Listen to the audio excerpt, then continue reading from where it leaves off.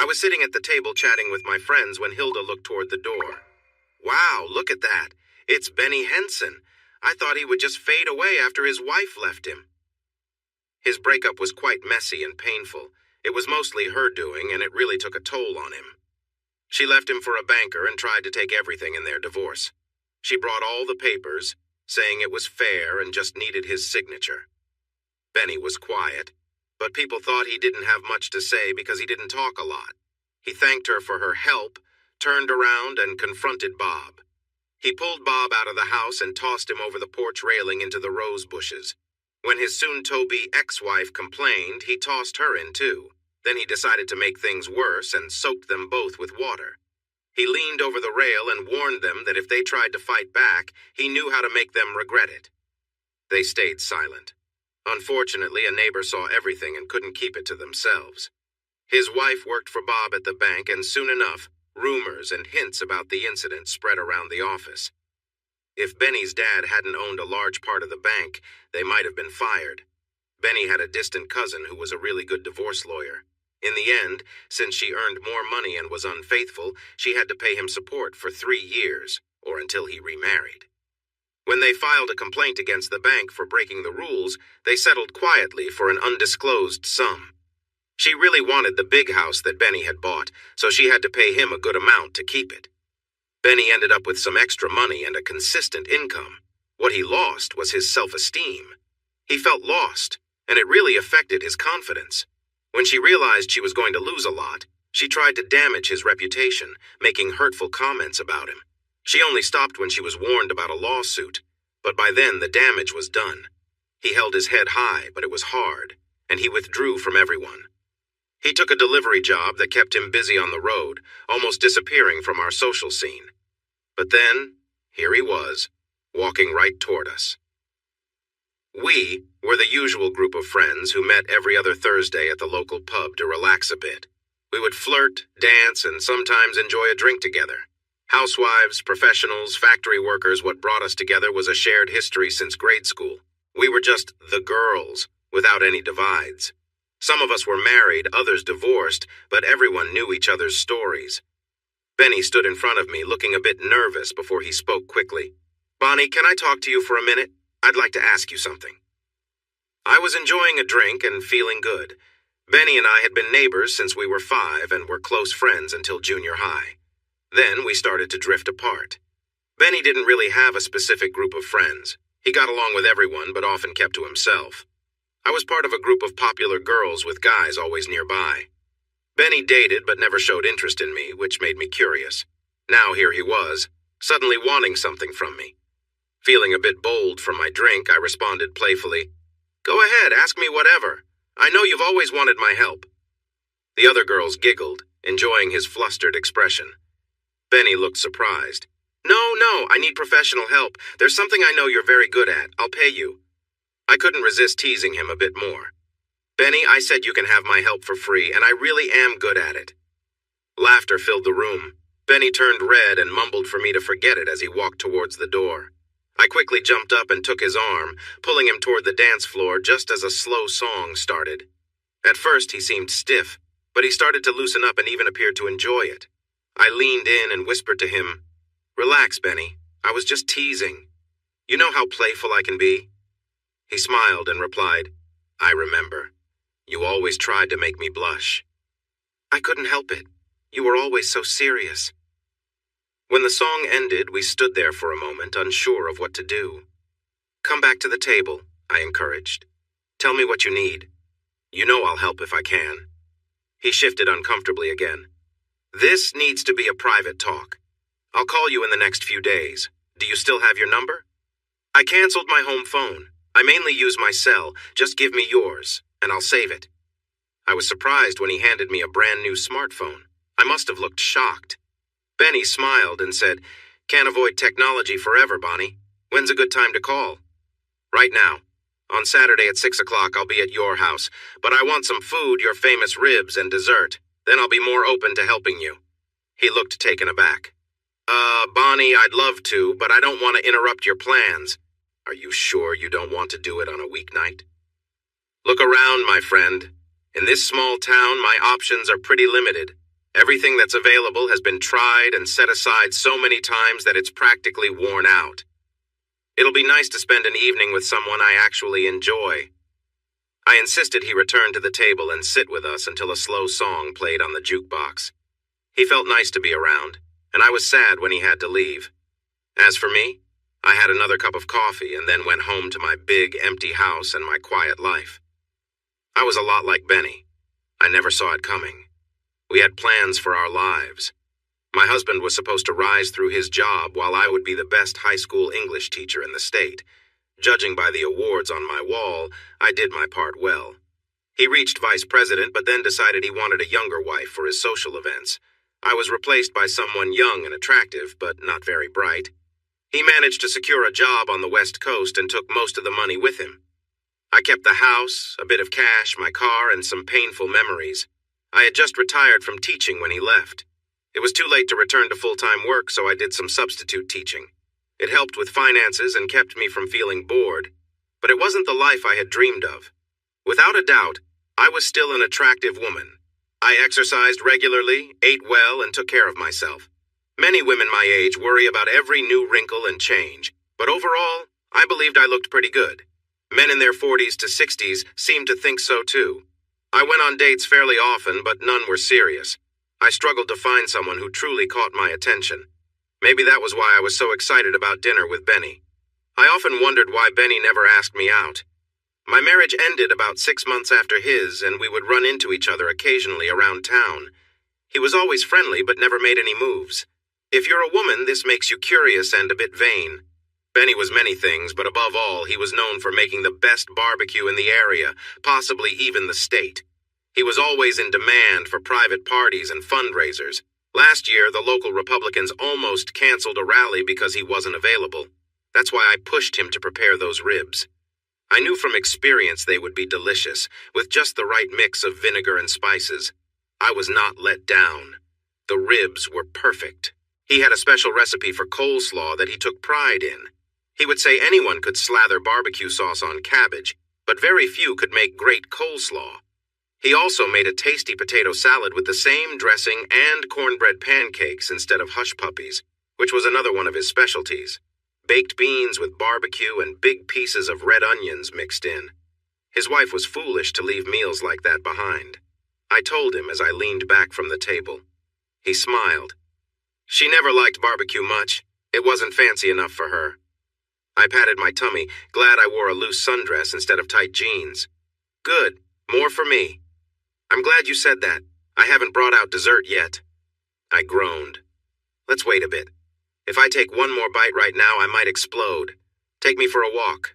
This is the first time I've been to your new house. His ex chose a bad time to leave. It was just before the housing market fell, and Benny ended up with a good deal when she bought him out. When Bob left his wife for her, he faced his own struggles too. People said they were barely making enough to pay the new mortgage. Maybe that's why we didn't see them around like before. Oh well. Benny kept his money for a while because he wasn't sure if he wanted to stay in the area. When housing prices dropped, there were lots of great deals and he took his time, finally picking a small 2-bedroom house with 4 acres of land.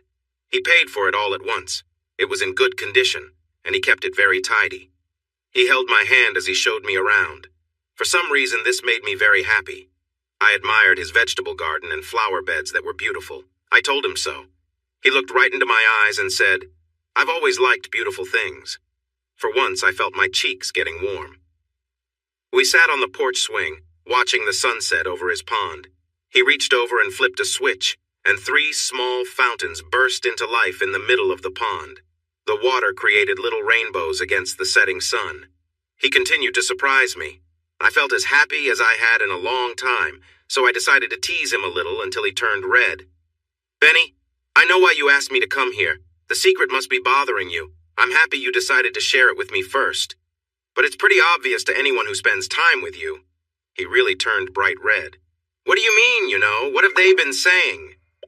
Benny, everyone knows you don't like NASCAR, professional wrestling, or basketball. We all secretly know you're a fan of a different kind of sport. Just admit it, you'll feel better. You're probably a hockey fan." Bonnie, I was living here when your parents moved here." "NASCAR?" Watching people drive in circles for 4 hours, really? Most people only watch for the crashes, and you can see those on the news highlights later. Basketball? Watching tall people run up and down a court trying to get a ball through a hoop? The only reason anyone watches that is to bet. And wrestling? If you enjoy watching guys in tight clothing act in ways that would get them in trouble outside of a ring, you might want to reconsider what you value. It feels like a soap opera taken to an extreme. As for hockey, guys skating around hitting a tiny puck and each other with sticks, I'll never get it. Now, imagine if you could put wrestlers in race cars, have them drive a few laps, play a game of hoops, and then let the winners wrestle with basketball players. Add some special effects, a last-minute shot, maybe a crash or two, and a bit of banter. That would be fun. If a couple of them wore masks, it might be perfect. I decided to change the subject. Benny, why am I really here? What is the big secret? He asked me to wait a moment. When he returned, he had a piece of paper and a check. He handed me the check. It was made out to me for $100, with a note saying it was a deposit for future services. The other paper was a legal agreement from a law firm nearby. Sign this and take the check, Bonnie. If you don't, I won't say another word. Curiosity often leads people to make choices. I signed and passed it back to him. Once he had it, he led me into his house and to the spare bedroom, which he had turned into an office. It was neat and organized, with a fancy computer on the desk. He gave me one last warning. I know you've signed the paper, but I want you to promise me you won't tell anyone. Eventually, everyone will know, but I want it to be on my terms. When the time is right, you can share the news if you want. Benny, have I ever broken your trust? I thought not. But if you don't tell me what's going on right now, I'll scream. Talk to me. Okay, sit in the office chair. It's more comfortable. This will take some time. He paced for a moment, then started talking. When Miriam left me, it hit me hard. I had no idea she had fallen out of love and found someone else. I believed we were happy. Our kids were grown, and we were free to enjoy our time together. The night before she introduced Bob to me was intimate. I see now it was her way of saying goodbye. Looking back, it seems strange that someone could share those moments with one person and express love to another so quickly. Also, she went to great lengths to claim everything we had built together. I never imagined someone could act like that. I felt numb. If it weren't for my family, she would have gotten everything she wanted. I knew I wasn't in a good place to stand up for myself. I interrupted him. I can't say I understand everything you were going through, but I can relate. I was nearly as shocked as you were when Dan left. It was cold and harsh, and I didn't have the support you had. It really hit me hard. We're quite the pair, aren't we? I tried to smile even though I was teary. He surprised me by coming over and giving me a gentle hug. I'm sorry, Bonnie. I know it was tough. I hope we're both doing better now. That said, at that time, I was a real mess. My old boss faced a similar situation.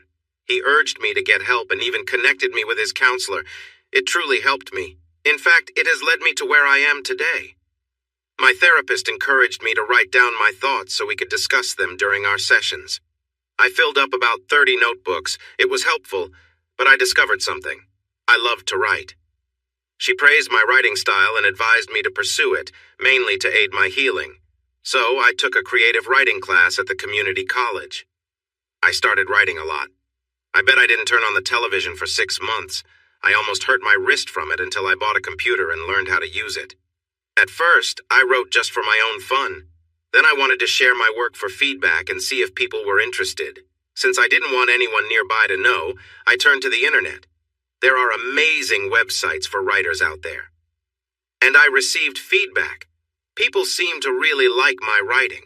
One person suggested that many of my stories were about my ex-wife and the pain I felt, and advised me to try a site called Literotica.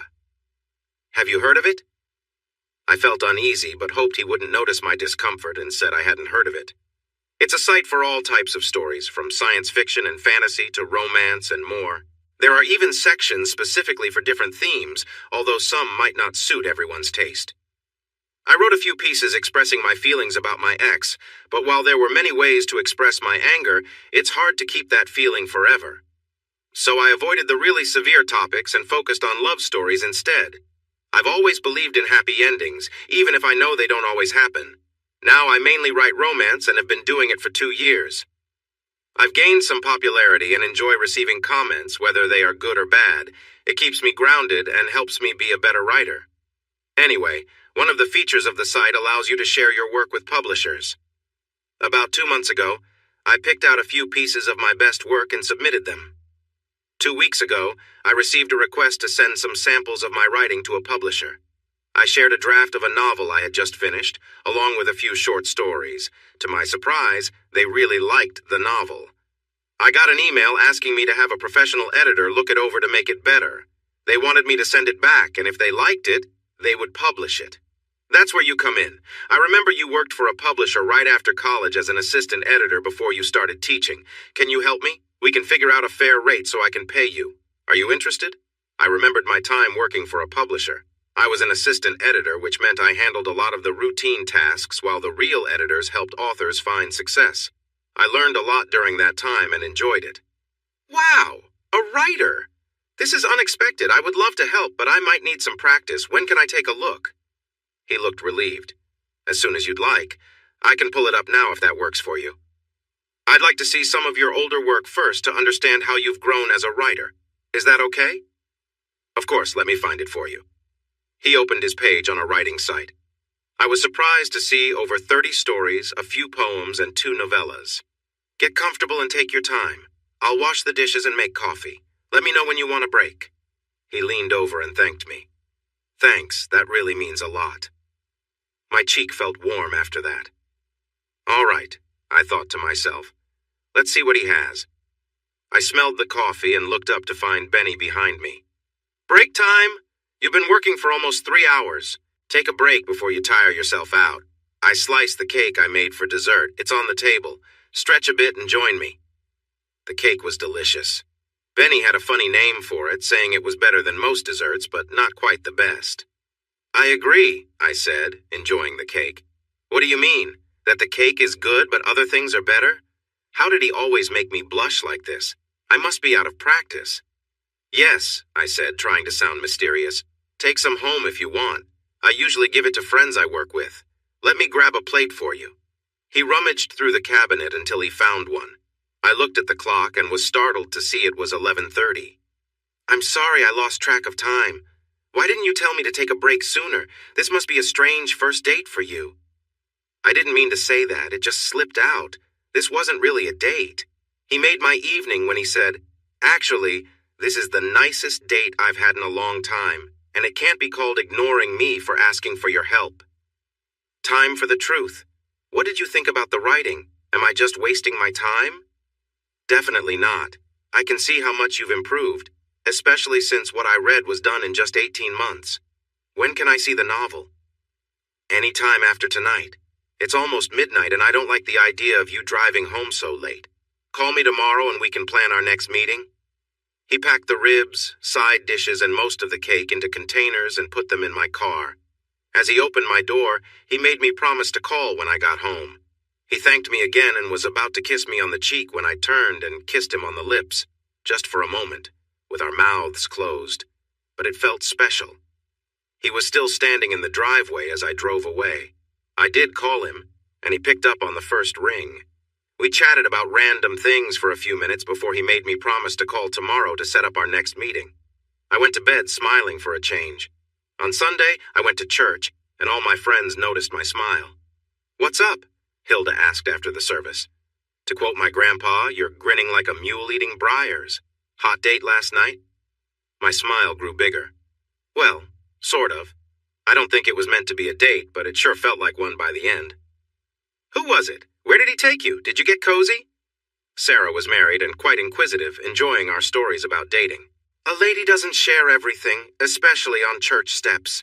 Let's just say we didn't go anywhere but his house, and I was there until midnight.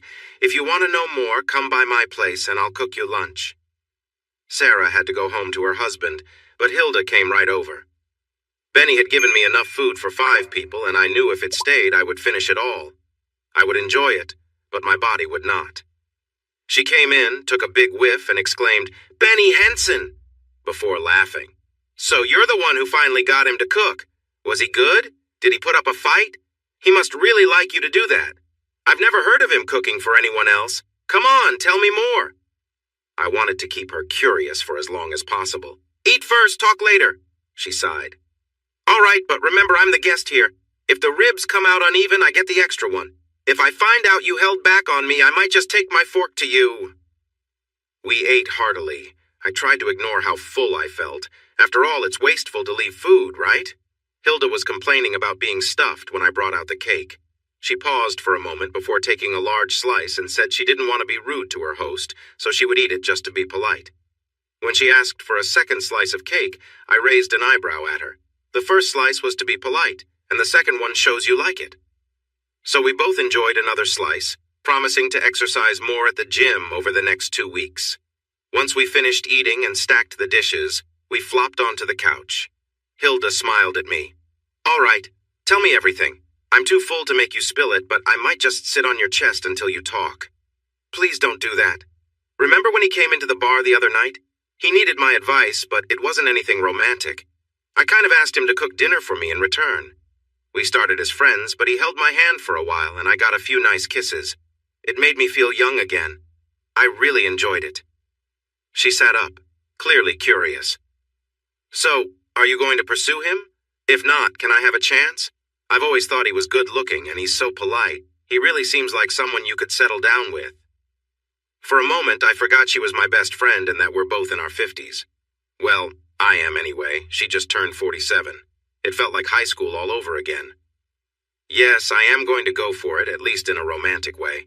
Maybe later we could think about more serious things, but not until I get my chance, understand? Laughing, she said, Okay, I see, you're really into him, admit it, but if you lose him, I'll be ready to catch him. She looked me in the eye and started singing. Bonnie and Benny sitting in a tree kissing. First comes love, then comes marriage. Here comes Bonnie with a baby car. To stop her, I pushed a piece of cake towards her mouth, causing crumbs to fly all over her face. Her eyes widened in surprise, and then we both burst into laughter, hugging and giggling. She planted a kiss on my cheek, making sure to spread some cake on my face, too. For a moment, we felt like teenage girls again. Not wanting to seem too eager, I waited until 5 to call him. When his answering machine came on, I felt let down. I left a message saying I'd be home the rest of the evening and tried to keep busy with the dishes and my lesson plans. I was back to being a teacher for the next 2 weeks, covering for someone on maternity leave. An hour later, he called back. Sorry I missed your call. I was in the garden. Didn't you have my cell number? Oh no, I had forgotten to save it on my phone. We had set our date in person, so I couldn't look it up. I do now. I forgot to save it earlier. When can we meet? I'm really looking forward to reading it. I could have had him send it online, but I wanted to see him in person. I'm usually home by 6. Come by whenever you want. Just let me know and I'll be here. I pushed a little more. I can come over now if that's okay. I've just finished my lesson plan for the week because I'm substituting this week and next. You should share this with them while they are interested. We don't want other things to distract them. I could work for a good 3 hours. If you're sure it's not a bother, come over. I'll make you some dinner, but after last night it will be something light. Benny, be careful. Feed me too much and I might not want to leave. There was a little pause on the other end. Please don't scare him off now. That doesn't sound too bad. Come on over, I'll start cooking. I almost skipped to the car. Something light turned out to be a whole chicken grilled perfectly, seasoned with fresh rosemary, tarragon, chives, and a hint of sage. A little salt and pepper, too. He had a nice local wine, white with a raspberry hint, a fresh salad, and sorbet for dessert. We enjoyed our meal on his deck, and I could get used to this. Please tell me you don't always eat like this, I said after finishing my sorbet. No, usually it's just a sandwich. I enjoy cooking, though. I used to do it a lot before Miriam left. Cooking for one feels empty. He suddenly got quiet, lost in thought. I gave his arm a gentle rub. Like I said before, more for me. It's her loss, and I bet she misses it. I'm sure Bob can't cook. He probably doesn't even know how to use an oven. A small smile appeared on his face, and I had an idea. You know, we haven't settled on my fee yet. I'll put in the contract that every time I visit, you have to feed me. A sandwich is fine sometimes, and I might want to go out occasionally, but meals like this should be the usual. Deal? I extended my hand, and he looked at it for a moment before taking it. Instead of shaking it, he brought it to his lips and kissed it lightly.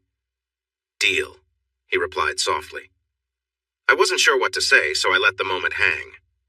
Eventually, I reminded him that if I didn't start working soon, I wouldn't get anything done.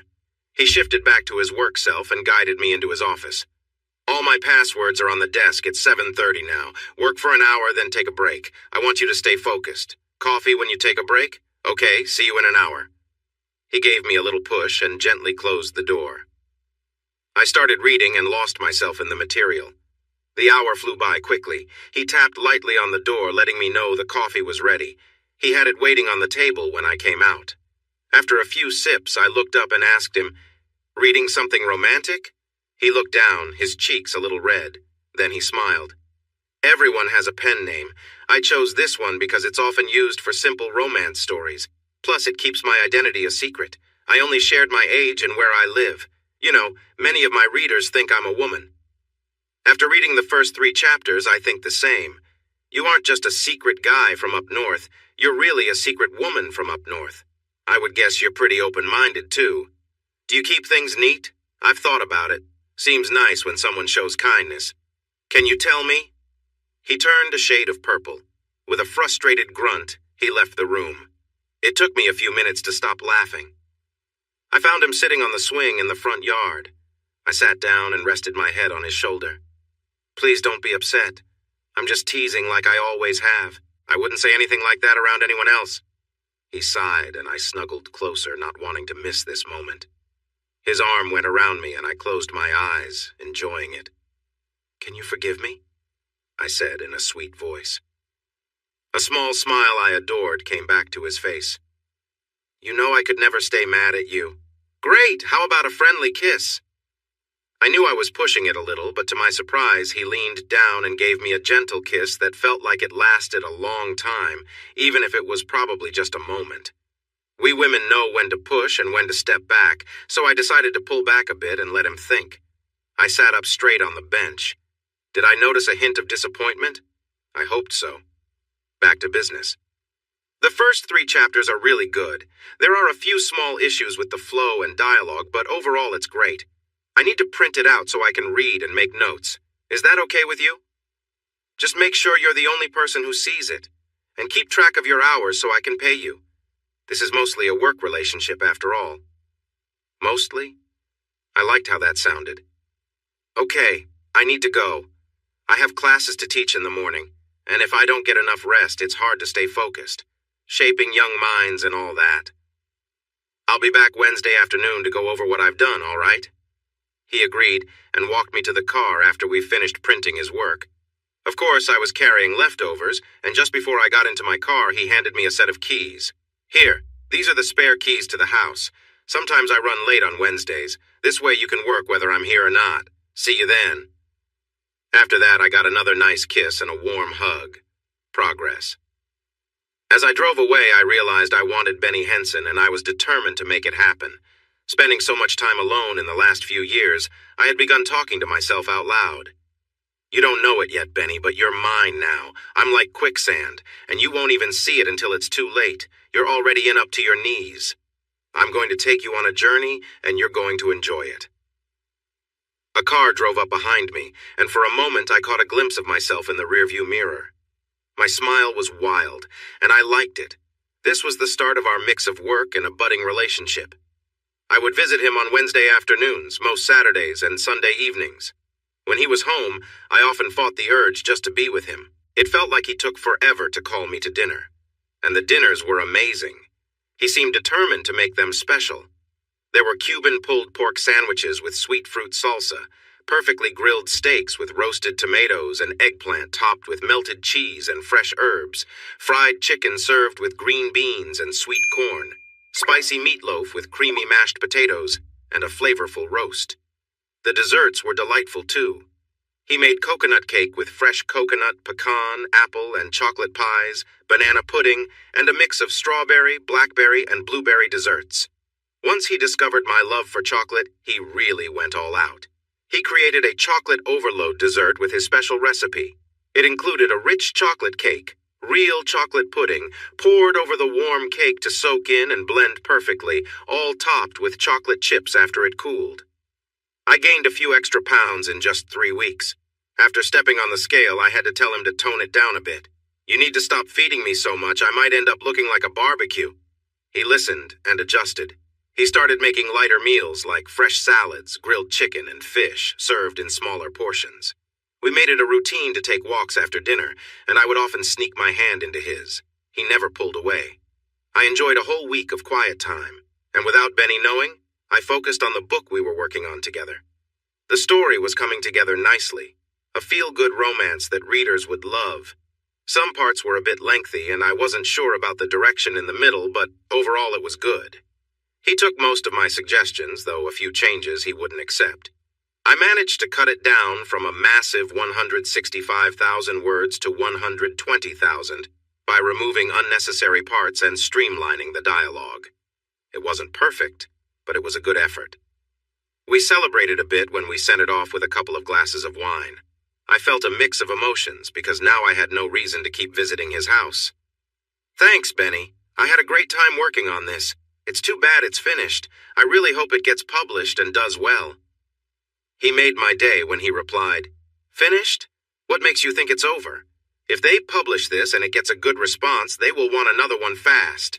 I'm already working on the next one, so you need to start editing now so we can keep up. Come on, let's go print what I've got so far. His next story was meant for older readers, and I felt my cheeks heat up at a few parts. I wondered if he could really do some of the things he wrote about. I had to change my underwear. He was only 2/3 done, and I was eager to see where he would go next. I had a few ideas for how I wanted it to end, and he listened carefully, then asked me lots of questions about my choices. He wrote 2 different endings, but decided to start fresh with something new that worked much better. It took 4 months for him to finish and for me to edit. I thought it was much better than his first book. He sent it off to his publisher. They replied with an offer for him to write 3 more books over the next year and a half. He was thrilled. You couldn't find his books in libraries. It was very hard to get a print deal without a good agent and a lot of luck and skill. He wrote ebooks instead, which you could easily download. They were quick reads and not very expensive. His first book, after 7 months, had only made about $7,000, and he had to pay taxes on that. I encouraged him not to feel discouraged, and he just laughed. If I was in it for the money, I would have quit before I even started. This is as much for me as the readers. If I make a little money from it, great, and if I make a lot, even better. Us? What us? I could only hope for more. I took his hand. Great! We're having too much fun to stop now, but all work and no play makes for a dull time. Time to take a break, Benny. We're going to the pub tomorrow to have some drinks with my friends. They think I'm making up the time we spend together. And on Saturday, you're taking me to see the latest Nicholas Sparks movie. You can call it research if you want, but I'm calling it fun. And you have to buy me popcorn and candy. I plan to enjoy myself and have a good time. I watched him closely as I shared my little speech that I had practiced for a week, hoping for a positive response. He looked a bit surprised at first, but soon he smiled, trying not to grin too widely, I thought. You're right. Time to stop hiding like we're in trouble. Let's do this properly. Wear a nice dress and I'll get my best suit cleaned. He looked pleased when he picked me up. I had spent 6 hours deciding what to wear, so I wasn't sure if it was just throwing my outfit together. I chose a dress that I loved but had never worn in public because I thought it might be too bold for my age. I had bought it on a whim and never had the chance to wear it out. It had a deep neckline, and while I wasn't very busty, I still liked how I looked in it. I wore a special bra I had never used before, and it made me feel confident. It felt a bit strange, but nice. I wore thigh-high stockings and 3-inch heels, which I rarely had on. They completed my outfit well. I added a simple string of pearls and matching earrings, letting my natural auburn hair hang loose instead of in my usual bun. When I opened the door, he stood still for a moment, then smiled widely. Is your mother home? We have a date tonight, and I want to see if she needs her walker with us. I laughed and playfully hit his arm. Seriously, how did I not notice how handsome you are all these years? Forgive me if I seem a bit proud when we get to the pub. It's hard to hold my head high. Let's go before I find myself acting on my wild side right here. His compliment made me feel warm inside, but then I teased back. Oh, I'm in no rush. It's been a while since someone has paid me this much attention, so I might just return the favor. To my surprise, he pulled me close and kissed me softly. He didn't let go right away, and I didn't pull away either. Eventually, he stepped back and we were both breathing a bit heavier. I fought the urge to check my makeup. You sure know how to lift a girl's spirits. I spent a lot of time getting ready, and I wanted to stay perfect. What happens later is up to you. Let's go, dear. As we entered, I felt eyes on us. We might have been a bit overdressed for the neighborhood pub. I had often come in jeans and a t-shirt before. Hilda almost fell off her chair when she saw us and waved us over. I hesitated, wanting a moment to myself, but he smiled at me. Do what you like, but I think it would be fun to surprise them a little. Holding his hand tightly, we walked to the table. Hi, girls. Remember Benny? Doesn't he look sharp tonight? I chuckled while he turned bright red. I continued. Before you get any ideas, this buffet is closed. The only one who gets to enjoy it is me. Got it? I said it playfully, but the girls saw the seriousness in my eyes. Hilda grinned, and I knew I was in for it. She was just as much of a tease as I was, maybe even a bit more. She insisted that Benny sit next to her and tried to keep him busy. When she grabbed him for a slow dance, I nearly lost my cool. Hilda, I care about you like a sister, but if you don't let go of him in the next 10 seconds, we might both get in trouble. And let's be real, we could use some options in this town. I said it casually, but my message was clear. She looked surprised, and Benny seemed uneasy. Then she burst out laughing. Good thing I love mojitos here and care about you. Otherwise, you'd have some real competition. I was really excited thinking about all the fun we could have. She turned to the closest man and said, Jack, take me out to the dance floor. Don't be shy. This could be your lucky night. She spun onto the dance floor, and within moments, they were dancing closely together. His surprise changed to joy as they moved to the music. When the dance ended, she brought him back to the table, and we made space for them. The night was winding down, and Sarah looked at me. Bonnie, can I share a dance with Benny? I promise to keep my distance. Sarah was married and hadn't danced much, so I sensed she cared for her husband but wasn't entirely satisfied. Before Benny could respond, I placed her hand in his. Be kind, Benny, just keep it light. He smiled and led her to the floor, where he held her gently and spoke softly to her for the next few minutes. When they returned, her cheeks were rosy and she had a bright smile. I have to go, she said with excitement, setting down her drink and heading for the exit. We looked at Benny and he just smiled back. Hilda was curious. What did you say to her? He shrugged and replied, Nothing too special. Just reminded her she's a wonderful woman, and if her husband doesn't appreciate that, he's missing out. I hinted she might want to remind him of that tonight. He didn't tell me the details, but the next Sunday at church, Sarah looked so happy and surprised us by giving me a warm hug and a kiss right outside. Please give that to Benny for me and add a little extra if you can. Hold on to him, Bonnie. He's a great guy. I hugged her back, glad to see her happy. I will, Sarah. And don't worry, I made sure Benny knows how lucky he is. I should go now. My partner is home waiting for me. How many women can say that? See you at the gym. I left to see several surprised faces. It felt even better when I realized his ex was close by and heard everything. When we got home, things heated up quickly. We started by cuddling on the couch and sharing small kisses. As we kissed more passionately, I felt the warmth between us grow. I found myself comfortably on his lap, enjoying the moment. It was nice, and I couldn't help but move closer.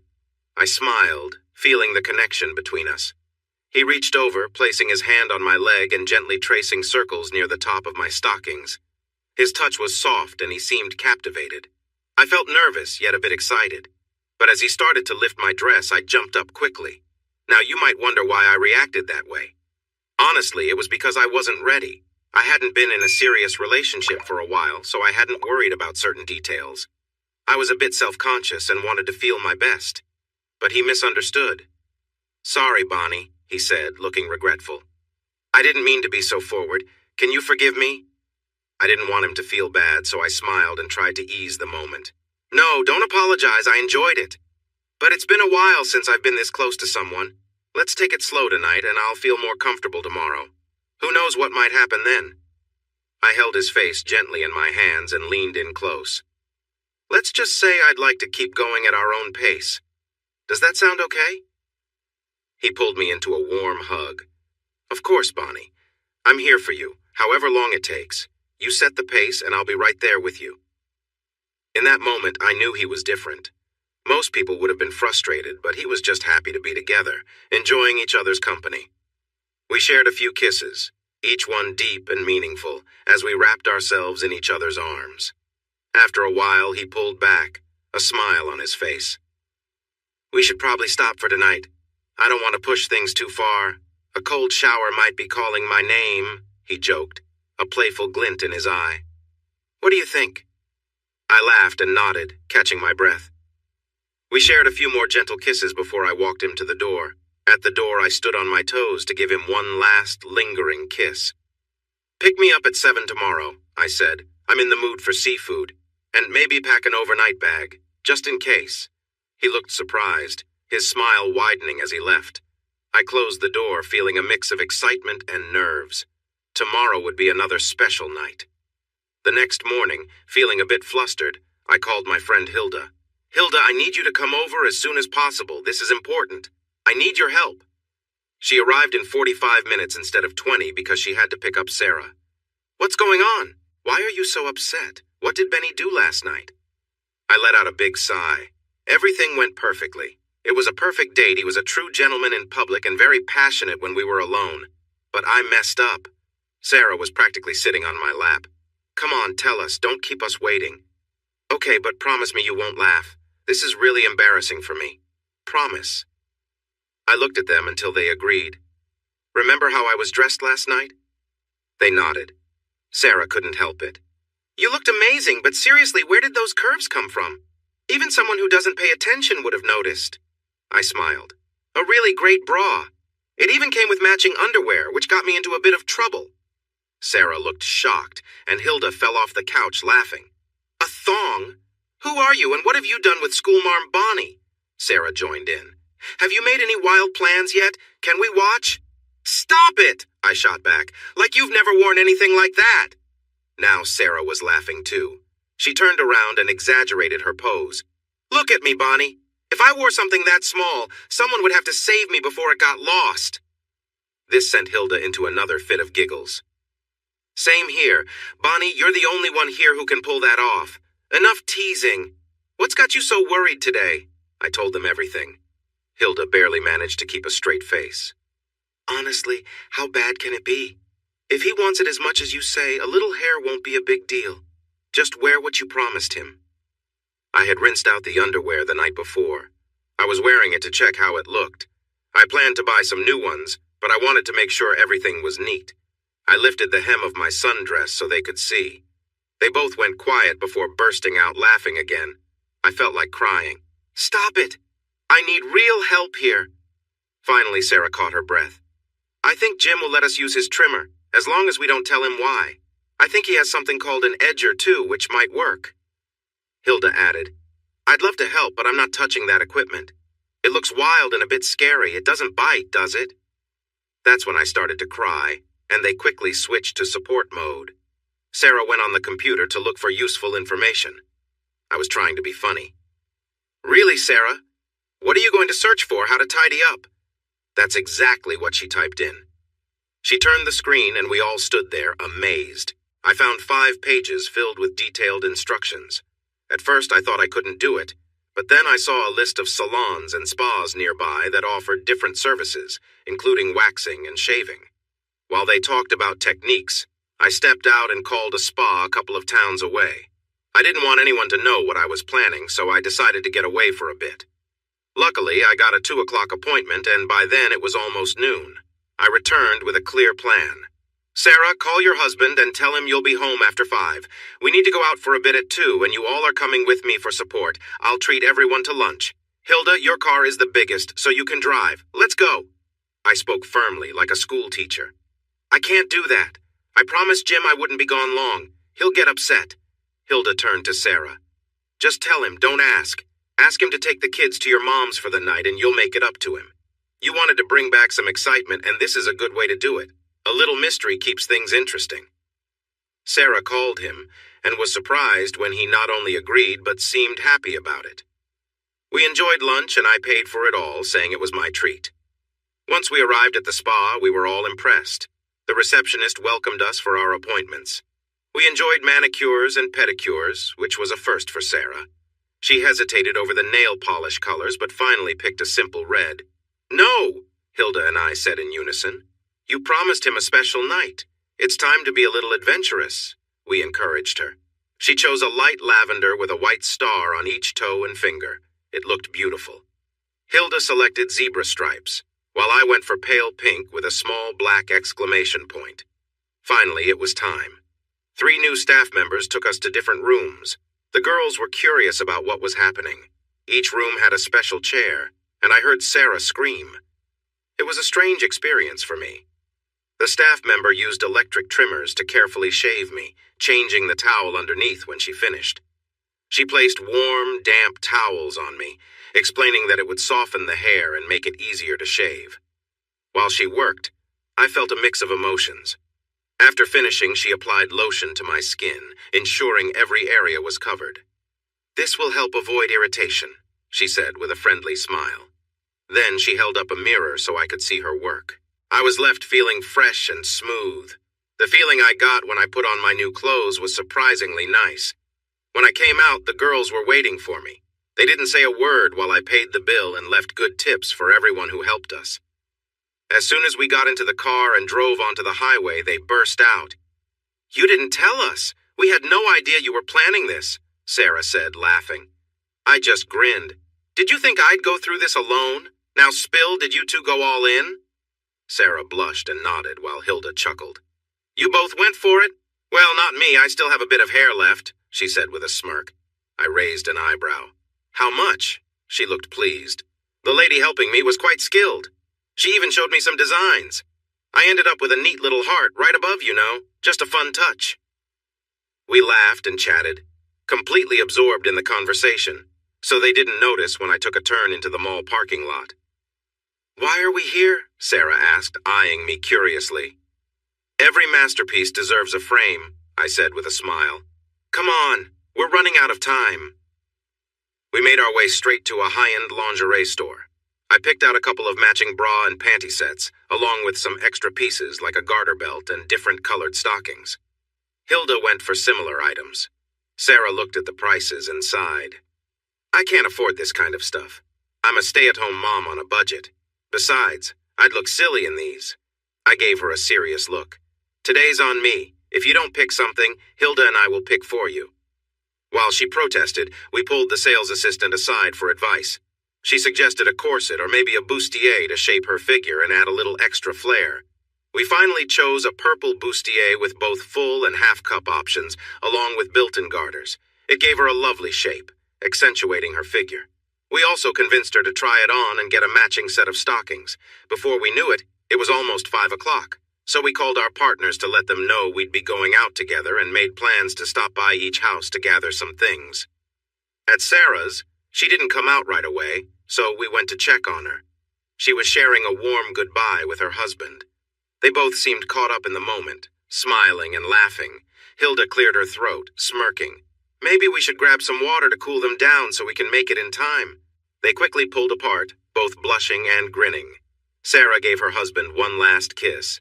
"See you soon," she said with a smile. After that, we had to hurry. Hilda used the extra bathroom while Sarah used mine. Just as Sarah was coming out, Hilda walked in. We were both wrapped in towels. Hilda had a playful smile. "I'll show you my secret if you show me yours." She let her towel fall.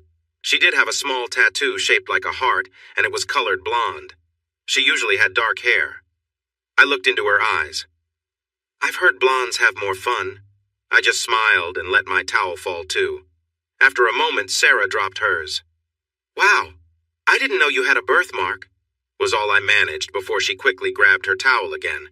When I finished my shower, they were doing their makeup. They wore their new outfits underneath. I hurried to join them. We admired one another, admitting that for our age, we looked great. Benny, Jack, and Jim were downstairs. We were already running late, but their complaints stopped when we came down the stairs. We each wore our best dresses, and our hair and makeup looked fantastic. Their eyes widened and their mouths dropped open.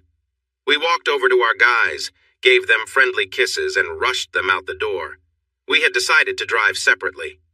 I think by the end of the night we won't want to waste time driving, I told them. I had explained to Benny, skipping the details, that I wanted the night to be a special treat. He was totally fine with that. We'll let the books pay for the night. I haven't spent any of it yet. I can't think of a better way to use it. The girls worried about the cost of what I had done for them on the ride home, but I laughed it off. Don't worry, my ex should have planned better. He waited until after he got a big promotion before he left, so I receive alimony based on that salary. Plus, the little side project I have with Benny has given me some extra money. It's all good. I can't think of a better way to spend it. Benny had gathered with the other guys to plan some surprises for the night. We went to the biggest city nearby to a nice seafood restaurant. I ordered lobster, my favorite. We enjoyed our food, loving every bite. After we finished, Benny surprised me by driving to the Sheraton Inn. He looked over with a grin. Did you think the night was over? The lounge has a band that plays music we like, and you can drink as much as you want within reason. I've booked rooms for all three of us so we don't have to drive. I almost hugged him tightly when we got out of the car. Thanks a lot. I'll make sure you enjoy it. We linked arms as we walked into the lounge, playfully swaying as we moved. The guys followed behind, clearly impressed. Once we settled at our table, Benny headed to the bar to speak with the club manager. Here, he said, handing the man a credit card. Just charge everything to my room. Let them order whatever they like. We had made arrangements for our stay, so there was no need to drive. We added a tip for the bartender and waitress. Sarah wanted to try champagne because she had never had it before. Soon, 2 bottles were chilling in fancy ice buckets on the table. Once our glasses were full, we raised our glasses for a toast. To old friends, I said, looking around the table, and to new relationships. I glanced at Benny with my glass raised.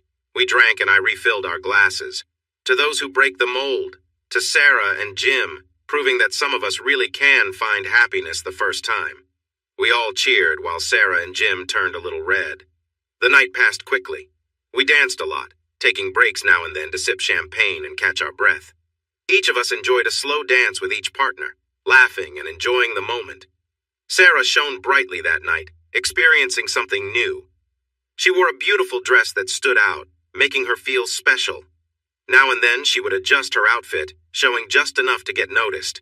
At first, men approached us for dances, but we politely turned them down early on, and soon everyone realized it was a private gathering. A little after midnight, I yawned dramatically. Come on, I said, gently pulling Benny's hand. It's time to rest. He almost helped me out of the lounge, with the rest of our group following closely behind. We girls shared hugs and encouraging words while the guys exchanged smiles. As we entered our room, we were caught up in the moment, sharing a kiss. During our last dance, I playfully guided his hand, showing him a more relaxed side of me. He certainly noticed. A few minutes later, I gently pushed him back. Go take a shower and freshen up. I'll wait for you here. After your shower, just put on the robe. He quickly went to shower. I'll be out in just a moment, okay? He replied. I smiled and closed the door behind me. It took a little longer than expected, as I needed to shower, change into something nice, do my makeup, and style my hair. When I returned, he was sitting and sipping water, wearing a robe. He had even put on music, and I began to sway a little, raising my hand to stop him when he stood up. Hilda and I had taken a fun dance class a couple of years ago, and I remembered some moves even without a pole. I started moving playfully while keeping the robe tied. I turned and let the robe slip off one shoulder, then the other. Dancing behind him, I playfully teased him with a little touch. Before he could react, I returned in front of him, still keeping the robe closed. Want to take a look? I asked with a grin. He nodded his head so quickly that I thought it might come off. I stopped moving and held my robe open, revealing my small bra and underwear. He looked surprised before reaching for me. I quickly covered him with the robe. No, no! If you want to see what's inside, come to the bedroom. I didn't know he could move so quickly. He gently lifted me onto the bed, and I smiled, thinking I would ask him to buy me a new bra soon. He started to pull at my garters, but I stopped him. That's not necessary. The underwear is outside the stockings. Let's keep it like this, okay? I could see he was trying to control himself. He gently grasped my underwear with both hands, and I lifted my hips so he could slide it down my legs. He paused when he saw my smooth skin and then smiled. You once said you were curious about this. Before I knew it, he was leaning down, kissing softly. It felt wonderful, much better than I remembered from long ago. My previous partner did not enjoy this, so it had been almost 30 years since someone had made me feel this way. He playfully teased me, bringing me close to the edge before moving to other places, making me feel amazing. I finally pulled him close, overwhelmed with pleasure. When I caught my breath, he stood up and removed his robe. I could see he was well built. I reached out, pulling him closer to me. I'll return the favor later, but I need you right now. Feeling me, he didn't hold back and moved in quickly. I felt a wave of excitement. We shared that moment together, both of us feeling ecstatic. He laid on me for a few moments before trying to roll away. I wrapped my legs around him and held on until he relaxed. Then I let him lie back and I cuddled up, resting my head on his chest. Benny, why didn't we do this sooner? We wasted so much time. As I started to fall asleep, I thought I heard him say, I've loved you my whole life, Bonnie. Still do. With that, I smiled and drifted off to sleep. So there you have it. It was simple, but it was the most meaningful moment of my life. Nothing I had ever felt before could compare to the joy and connection I felt that morning. I woke up early, gave him a gentle kiss, and got out of bed quietly. I brought back a warm washcloth and thoughtfully helped him freshen up. Afterward, we shared a sweet, quiet moment, enjoying each other's company. We ended up taking a refreshing shower together, laughing and washing away the night. The warmth of the water and his kindness made me feel truly cherished. As we were finishing, we heard Sarah and Hilda knocking loudly on the door. We quickly put on robes and opened the door to greet them, and they had big smiles on their faces. Get dressed, they announced with excitement. The buffet downstairs is calling, and the guys are waiting for us. Let's go. They glanced at Benny, their expressions full of mischief. Sleep well, Benny? You look a little tired, Hilda teased.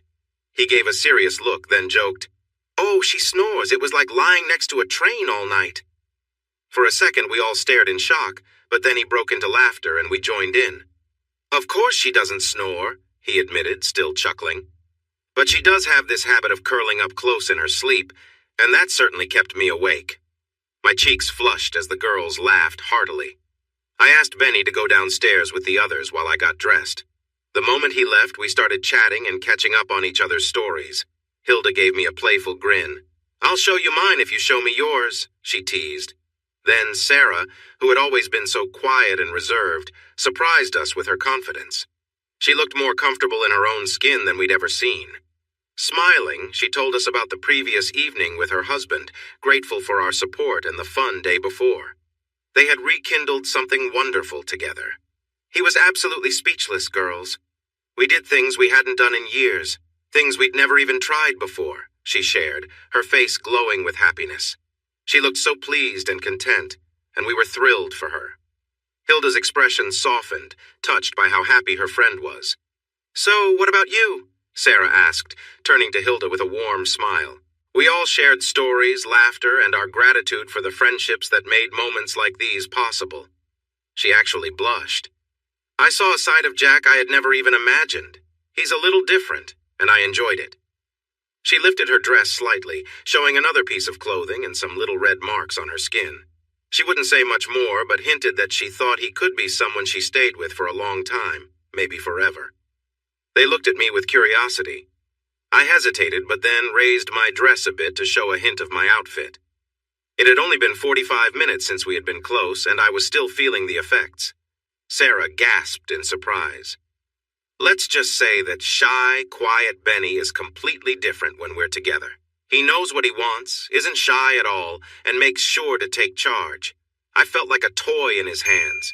If he desired it, he went for it. And just so you know, I loved every second of it.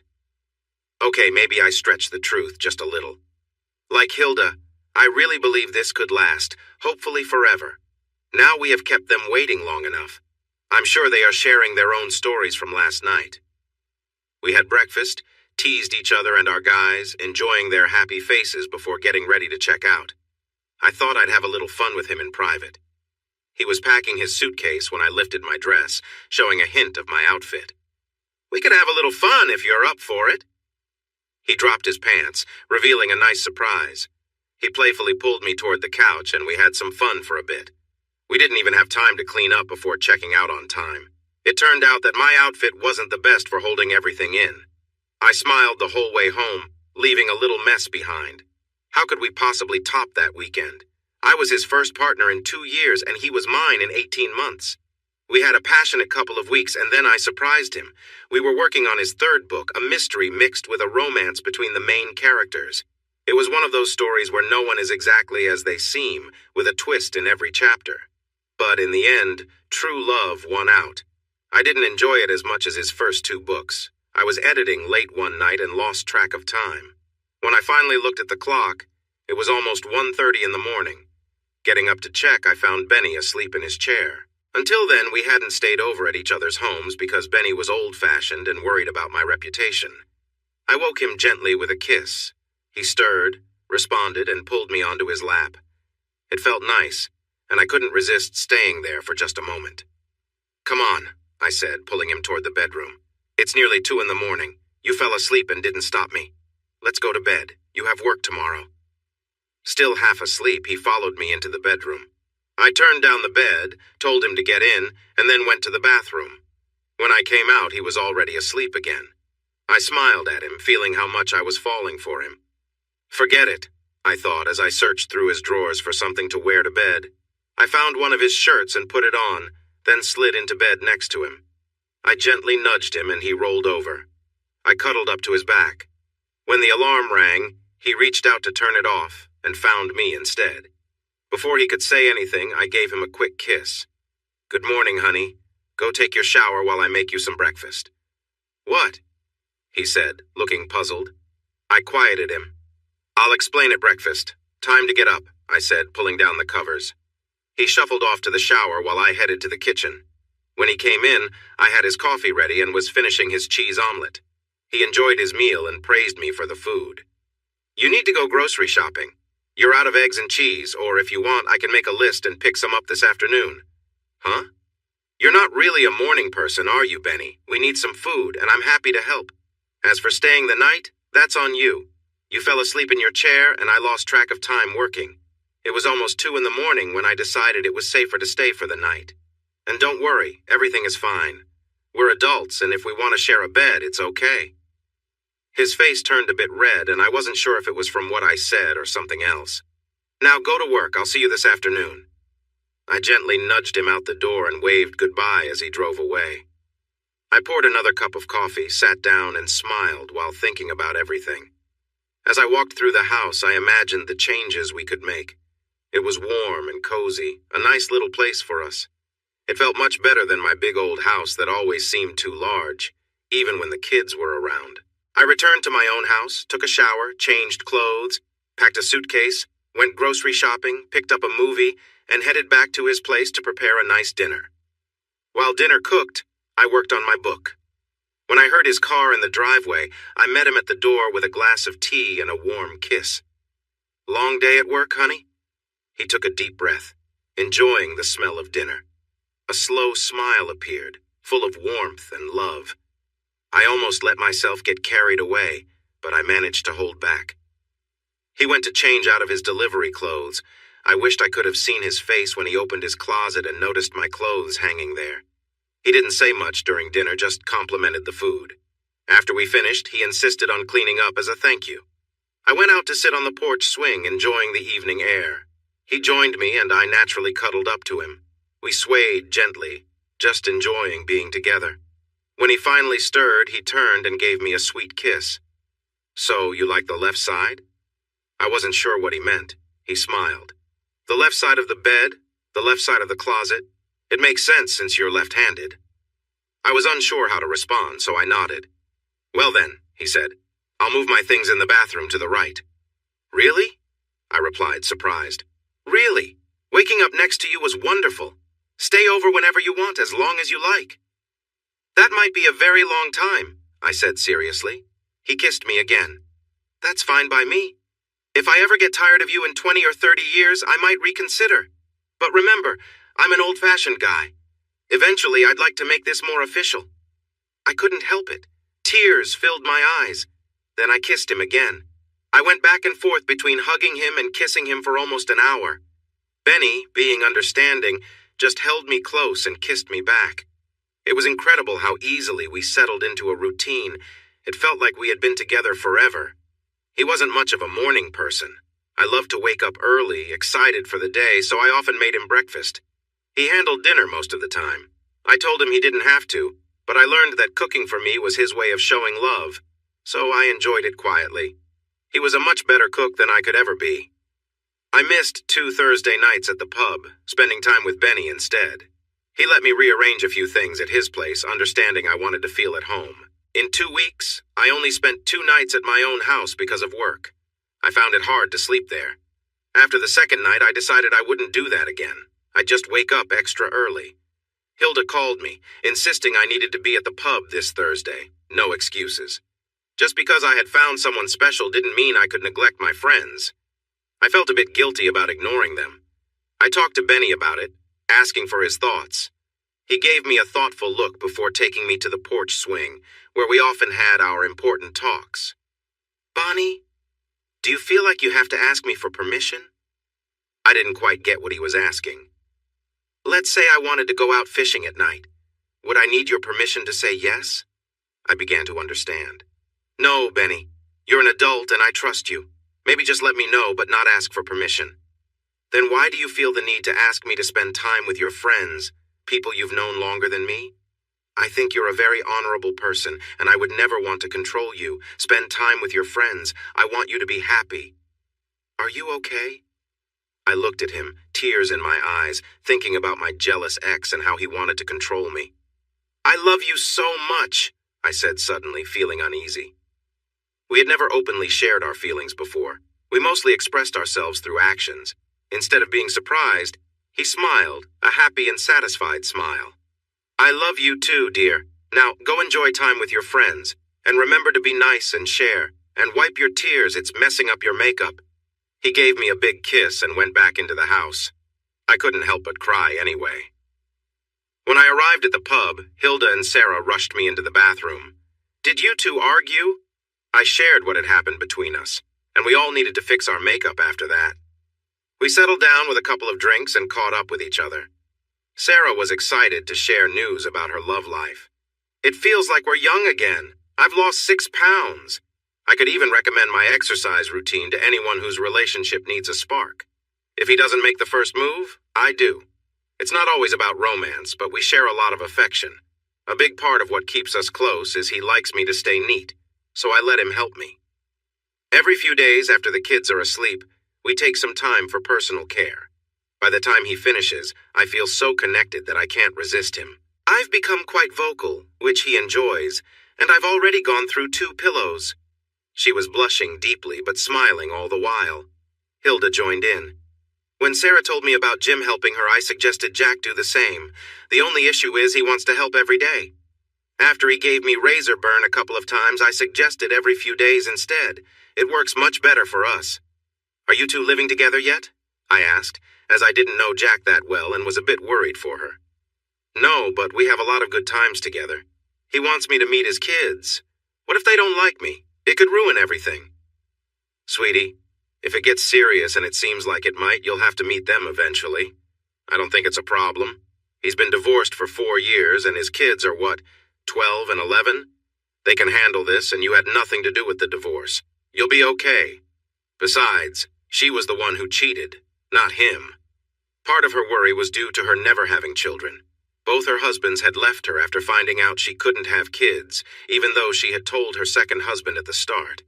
She wanted to adopt, and at first he agreed, but later changed his mind. 10 months after that, he moved in with someone from his office who was 4 months pregnant when he left Hilda. I felt someone watching me and turned to see Mariam, his ex, and her new husband. I didn't remember seeing them here before, so I asked about it. Bob, the pub owner, is trying to get a loan to expand and improve the place. He was working with the bank, and they sent him to check things out. Bob treated them very well and they loved it, Hilda explained. Then she shivered a bit. He's nice when she's around, but when he comes alone, he's different.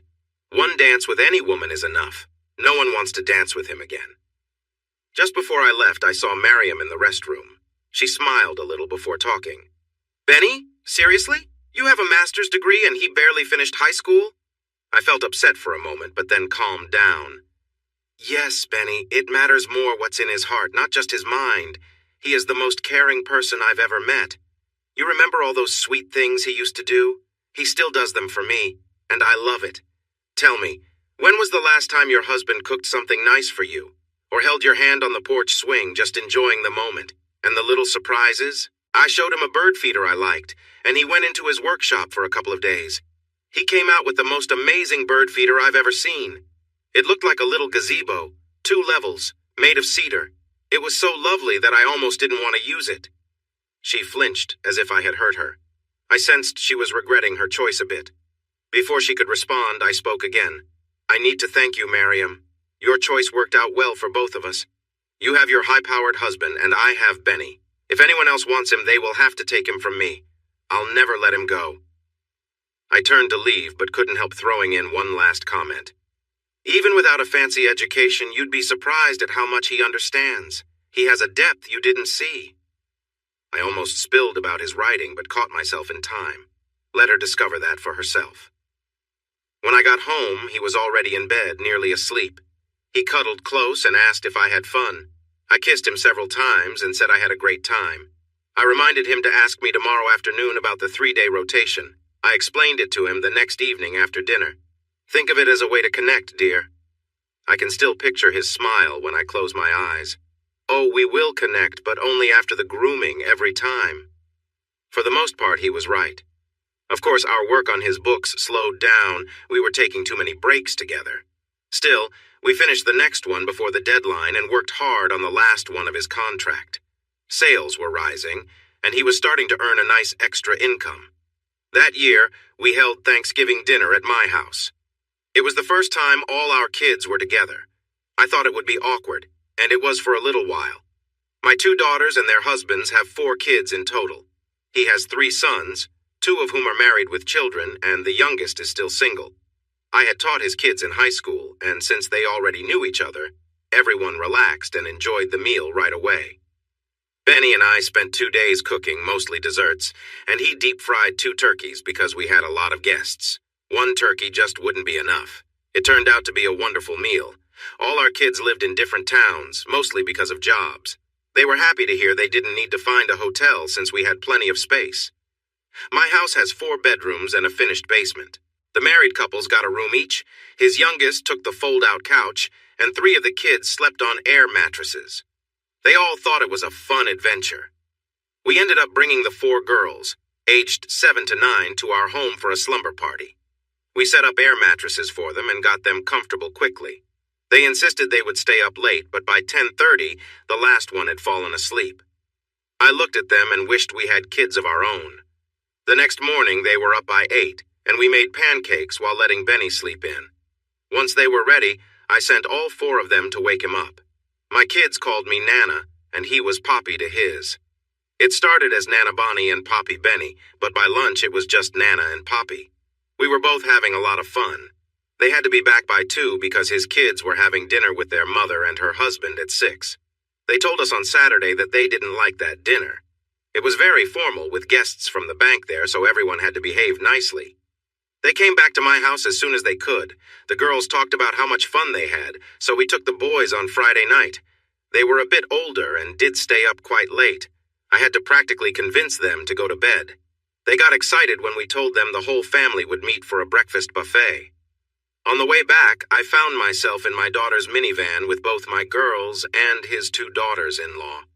Both of my daughters noticed how happy I seemed, and his daughters-in-law said they had never seen him this cheerful, even before he and Miriam separated, so everything felt just right.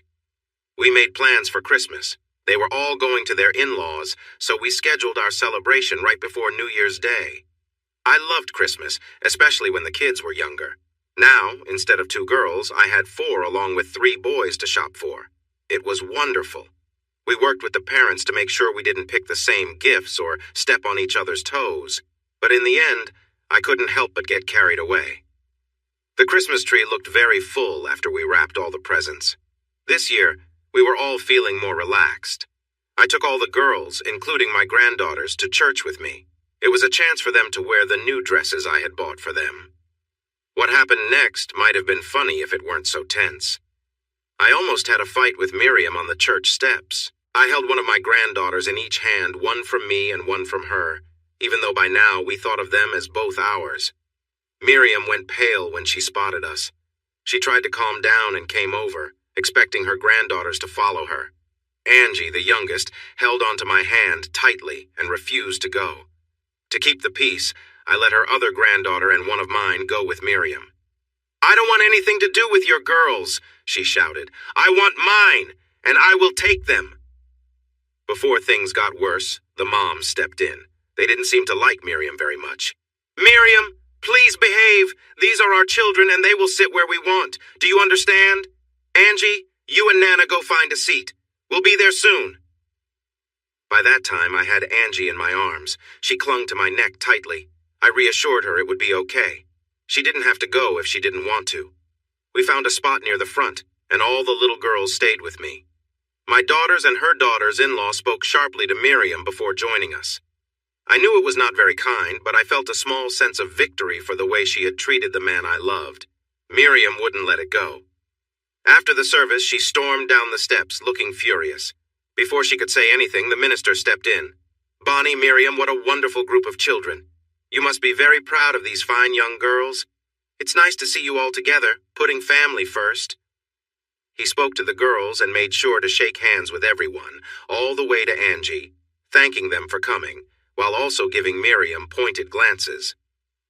"Thank you, Bonnie, for making this service memorable," he whispered to me, smiling brightly. Just then, Whitney pulled up in the minivan. "Kids, Mom, let's go. Poppy and the guys are making barbecue. It should be ready by now. Who's hungry?" The girls all shouted, "Me! Me!" as they rushed to get buckled in. I couldn't help myself. "Miriam, would you and Tom like to join us for lunch? You know Benny tends to make too much food when he cooks, so there will surely be plenty. No? Are you sure? Okay then, girls, say goodbye to Granny."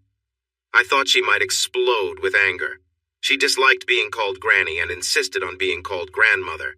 I could feel her gaze on me for what seemed like ages. All the girls tried to tease me, but they couldn't keep a straight face long enough to finish, so they gave up and started talking about lunch. When we got home, all the grandkids rushed to Benny, excited to share their stories. Though he tried to look serious, he couldn't help but smile.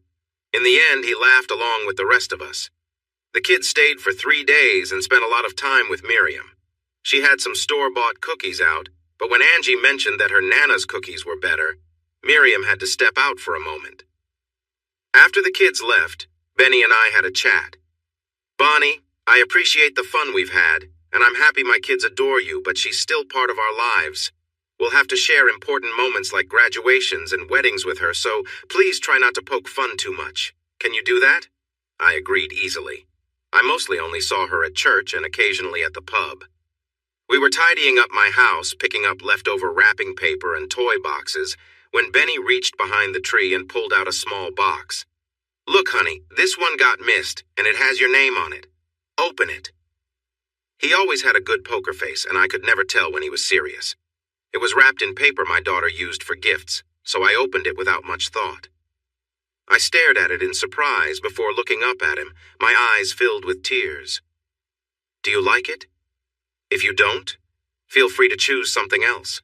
It's the thought that matters. I told you I wanted to make this official, and now seemed like the right moment. Please say something." Inside was a ring with one of the largest diamonds I had ever seen. I couldn't find the words, so I just hugged him and cried for a while before pulling back. We were sitting on the couch, and I took his hands in mine. By then the ring was on my finger, and there was no way I was taking it off, but I wanted to hear him ask. "Before I say yes, you have to ask me properly." He got down on one knee. Without any fancy words or long speeches, he simply took my hand. "Bonnie, love of my life, will you marry me?" "Of course I will, you wonderful man." And we shared a sweet kiss filled with love. Why didn't you ask while the kids were here? I asked. Because this is a special moment just for us. I want everyone to know, but I wanted it to be just between us first. Are you disappointed? No, but you can bet I'll be calling everyone for about 2 hours. And that's exactly what I did, starting with my daughters and their husbands, then his sons, and their wives. By the end of the second call, everyone was calling me Mom. It was hard to talk through my tears. I decided to wait until Thursday night to share the news with Hilda and Bonnie. Even then, I didn't say much, just used a lot of hand gestures. Sarah noticed it before Hilda did. "Oh my gosh!" she yelled, grabbing my left hand and putting it near Hilda's face. They both screamed and hugged each other tightly as they fell onto the floor, crying for about 5 minutes. Hilda called Jack, Sarah called Jim, and I called Benny, asking them to come over right away. To celebrate, I bought drinks for everyone. I saw Miriam and her husband, so I asked the waitress to put their drinks on my tab for the rest of the night. After all, I said to the others, they're part of why I'm so happy. Miriam was going to refuse, but her husband, being practical, thanked me and started drinking heavily. As he drank more, he stumbled over and asked me to dance. I agreed, though reluctantly, while Miriam looked annoyed. When he got too close to me, I lost my patience, gave him a hard slap, and returned to my table. Everyone saw it, and many laughed. Miriam looked very embarrassed. Benny arrived soon after, and of course, people filled him in on what happened. I'll never forget his shocked expression. He marched straight to their table. By this point, he was quite drunk and hard to understand, but I think he got the message when he pulled the guy closer by his tie.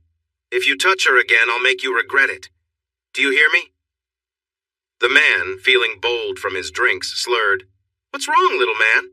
Afraid I'll take her too? She almost wanted it. Watch your back. I might just try it for fun." I doubt anyone realized he'd just been slapped until the sound echoed in the club, followed by another slap when he swung back. "Are you really asking for trouble? One more word, and I swear you'll wish you hadn't. Don't ever touch her or come near her again, got it?" He still held the man by his tie, their faces just inches apart. I could see panic in his eyes. Bob, the owner, stepped in to break it up. He calmly spoke to Benny. "Benny, let it be. He won't bother anyone in my club again, I promise. Maybe you should take Bonnie home. Come back next week and I'll buy your first drink." Then he turned to Tom. "Tom, I need a favor, but not this way. Miriam, I'm sorry, but you need to take your husband home. You're always welcome, but he's not coming back. Give Bonnie and Benny a few minutes, then you should leave too." Miriam's face showed clear signs of shame as she took her drunk husband out of the club. It was very quiet on the way home. When we were almost there, I began to say sorry. "Why are you apologizing? Did you lead him on, giving him hints that you were interested?" I was shocked he thought that, and I told him so. He just grunted in response. "Do you really think I don't know that? I'm sorry you had to see that side of me, but I look out for what I care about, and I always will. If you can't accept that, you might want to reconsider the ring." I surprised him when I playfully hit his arm. "Hey, you're stuck with me for life. I'm so proud of you for standing up for me. David would have never done that. I'm glad you made your feelings clear like you did tonight. I really like you right now, so let's get back to the house." He then took my hand and led me into the house. He was a bit rough, but I knew he meant well. Once inside, we laughed and enjoyed each other's company. We shared tender moments filled with joy and excitement. "Let's take this to the bedroom," he said, and I smiled at him. We spent the night together, laughing, talking, and enjoying our time, feeling deep connections with each other. The next day, we both felt a bit sore but happy. Benny looked a little shy, and I could tell he might want to apologize. "Don't you dare! I've never felt more secure in my life. My partner stood up for me, and I loved every moment of it. Sure, I might need a break now and then, but I truly enjoyed being close to you. Just know, you have my trust, and I'll always support you." I wasn't joking. Last night opened something inside me that I had been unsure about for a long time. I enjoyed our moments together, and I wanted to explore them more. A week later, I decided to share something I had kept to myself. "Benny, remember when we first started this and I acted surprised when you mentioned that website? Well, I want to be open with you as a married couple, so I have something to tell you. Let me show you. I've asked you to read some short stories I wrote, then come back to talk to me about them. There are about 25 stories, so it shouldn't take more than a night." Once you're done, we can discuss them tomorrow after you've had some time to think. Now go ahead." He went into the office. I had set up my computer right next to his, so mine was the one on. I walked by a few times, feeling a bit anxious. His face showed he was focused. Then I heard him laugh and later snort. I went to bed before he came out. He didn't have work the next day. I'm not sure when he finally came to bed. The writer was me. Before Benny and I got together, I often felt lonely. My friend Hilda had told me about a writing site where she suggested romance stories. I soon explored different themes, writing down every fantasy I had. As an English teacher, I had picked up some skills in creative writing over the years, which is part of why I admired his work so much. He had real talent and little formal training. He spent his day working outside, mowing the lawn and taking care of the garden. Usually I would help, but today he seemed like he wanted to be by himself. After dinner, we found ourselves on the porch swing, watching the full moon rise. "I've read your stories many times," frustrated Fanny. "I won't lie. During tough times, I would often think of them. I wished for a partner like you. Now here you are, and I'm going to marry you." I told him those stories were just my fantasies from a lonely time. Things I had always wanted to try but couldn't because I hadn't found someone I loved or trusted. I made it clear that those fantasies were for my imagination only. But I'm curious about other things. Will you help me? Are you serious? The woman I love wants to explore some of my dreams? How could I not be excited? You know I would always respect you. I think you might want to explore new experiences once in a while too. Let's get started soon. Remember, I'll decide when and where things happen. That's part of the fun. Now, how are the wedding plans going? It felt strange to go from talking about our future to discussing wedding details without me having a say. I paused. This was part of the scenario I had in mind. I wasn't to have input. It was challenging to talk about flowers and food while feeling so distracted. We didn't share a special moment that night, even though I really wanted to. The wedding took place in July during summer break. Hilda was the maid of honor. Sarah was a bridesmaid along with my 2 daughters and future daughters-in-law. Benny chose his oldest son as his best man.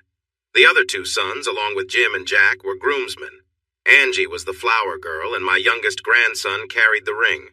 We had finished all our planned tasks. Benny was becoming more popular and was about to earn over $100,000. He insisted that I use that money to pay for the wedding and not to hold back. I finally got the wedding of my dreams, including a honeymoon. We spent 3 weeks visiting England, Scotland, and Ireland with a couple of days in France. I loved England, so this was a dream come true for me. We also planned a surprise gift for the wedding party. We organized a 3-day weekend for families at Disney in Orlando. Jack brought his 2 kids who got along well with Hilda. Sarah and Jim brought their 3 kids too. It felt like a big family gathering. All the kids were so excited when they got the news, sharing their social media info and building excitement together. We arranged for a babysitter for Saturday night so that the parents could enjoy a nice evening out. It seemed like everyone in town attended. We held the wedding outside at our house in the evening, decorated with lovely lights, and the pond in the background created beautiful rainbows that seemed to dance with our joy. The only ones absent were Miriam and Tom, despite our invites, along with David. My ex did send a nice gift, likely out of gratitude for finishing 2 years of support payments. I heard that his marriage to another woman had ended, but at least he learned from our experience and had a contract in place. People are still talking about the reception. I might have gone a bit overboard as drinks were flowing, food was enjoyed, and everyone had a great time. We made sure some teenage girls came to help take the kids home to bed. In a heartfelt moment that brought tears to my eyes, Benny and I sat together, and all the kids lined up to give us kisses. The boys thanked Benny with a handshake, looking serious, while the girls kissed him. I still get emotional whenever I watch that part on the wedding video. Before leaving, Jack surprised Hilda by proposing. She broke into tears as his kids cheered and hugged her. They had become close over the months, and when they got married, the kids wanted to live with them. I will never forget when Hilda lit up, sharing the good news about great report cards they'd received. Sarah and I hugged her when she realized the significance of that moment. Once the kids went home, the parents had their fun. No one got into fights or awkward situations, but there were some embarrassing moments that would be remembered for a long time. I later found out that Miriam had parked down the street and watched our wedding through binoculars. Always careful about money, she was curious about where our expenses were coming from. The honeymoon was everything I wanted. We visited many tourist sites and dined at small pubs that tourists usually didn't go to. Most of the locals welcomed us, and we quickly learned how strong their beers could be. I think he liked Scotland the most, while I was fond of Ireland. We were lucky enough to see the Book of Kells. Not the entire book, of course, just the page they had on display that day, which changed daily. We also saw the Blarney Stone, which Benny claimed every writer should visit. The weekend in Orlando was wonderful. I shared photos with my family on my laptop. The kids were thrilled, especially at Disney. The girls dressed up as princesses, while the boys went for a Harry Potter style. The adults' night was special, too. Benny's youngest came with a woman and introduced her as our future daughter-in-law. One of my daughters and one of his sons announced that our family would grow with 2 new additions by Christmas, and we ended the night on a happy note. Finally, we were back home. Benny quit his job, and I added him to my insurance since I was a retired teacher. He hadn't signed a new book deal yet, even though the publisher was eager, saying he wanted a break. He was still writing quietly, something he wouldn't let me read. "This might be my best work yet, honey. I want it almost finished before you see it. Please, just trust me." Like I had much of a choice. 2 weeks before we got married, I received a letter in the mail. After sharing my deepest thoughts, I figured nothing would come of it and accepted that my thoughts would stay fantasies. As I opened the letter, a handwritten note fell out. It was from Benny. "Dear Bonnie, I've been thinking a lot about our talk. If we go ahead with this, it won't be as Bonnie, wife of Benny. It will be as Plum, serving as your partner. I can't treat a wife the same way I would treat Plum, because her needs are not the same. She is here to support me. This is your only chance to say no. If you want to say no, just say no when I get home this afternoon. If yes, don't say anything. Just have dinner ready. You know I love your butterfly pork chops. If you agree, I will share more details later. I've thought it over. A leader shouldn't discuss everything with their partner, just give directions. So writing letters seems best. I know you've noticed I haven't been close to you for a few days. The anticipation was intentional, building up my excitement. Either way you decide, it won't change how much I care about you," he said kindly. I was feeling both thrilled and a bit nervous, realizing the time I had planned to make a nice dinner but hadn't yet gotten all the ingredients. Quickly I headed to the market, knowing I wanted the evening to be special. When he walked in and smelled the meal cooking, he smiled. He didn't make a big fuss, but simply mentioned how delicious it was, which was all the acknowledgement I needed. That night, he offered me warmth and comfort, and we both drifted into a peaceful sleep afterward. Though I was still full of energy, I managed to settle down, feeling content. The next morning, I found a note waiting for me on the dining room table. "Plum, some packages will arrive for you today. Please don't open them yet. Lay them out neatly on the table and we'll look through them together later. There will also be a letter with instructions. Follow them carefully. Yours." Curious, I spent most of the day watching for the delivery truck, and finally in the afternoon it arrived. I received the packages, arranging them neatly on the table, resisting the urge to peek inside. Once everything was in place, I opened the letter to find his instructions. It asked me to be ready for the evening, dressed in a simple outfit that he appreciated, with attention to detail in how I prepared myself. There was a pink box with a small, thoughtful gift inside, adding a touch of fun and surprise to the evening. When he arrived, everything was set as he'd requested, and his warm smile showed me he appreciated the effort. We shared a quiet, joyful evening, each of us fully present in the moment, enjoying the closeness and joy of each other's company. As we ended the evening, the feeling of connection and respect between us left me filled with gratitude and peace. He stepped back, set down a timer, and gave me instructions. "When the timer rings, close the door and meet me in the dining room." I glanced down at the timer, set for a few minutes, and watched it closely. As soon as it buzzed, I quickly closed the door and headed to join him. In the dining room, Benny had placed a beautiful, polished wooden trunk he had crafted himself. It was lined with soft velvet, and its purpose became clear as we began opening some packages together. "Come here," he said in a gentle tone. I walked over and he handed me a small package to open. Inside, I found a leather collar with a small nameplate that read, Plum. He fastened it around my neck carefully, making sure it was comfortable. We continued unpacking items, each carefully placed in the trunk. The collection was thoughtfully selected, each item simple yet meaningful to us. As we unwrapped everything, he reminded me to take care of the items with respect and attention. "Now go get your things," he said, referring to a few personal items he knew I kept stored. I went to gather them and returned, placing them on the table in front of him. "Good job," he said warmly, clearly pleased with my efforts. He took one of the items, examining it with interest. "Very nice," he commented, smiling, and placed it aside thoughtfully. With everything in place, we shared a quiet, peaceful moment, both appreciating the trust and warmth that had grown between us. The evening ended with a shared sense of understanding and respect, leaving me feeling truly valued and cared for.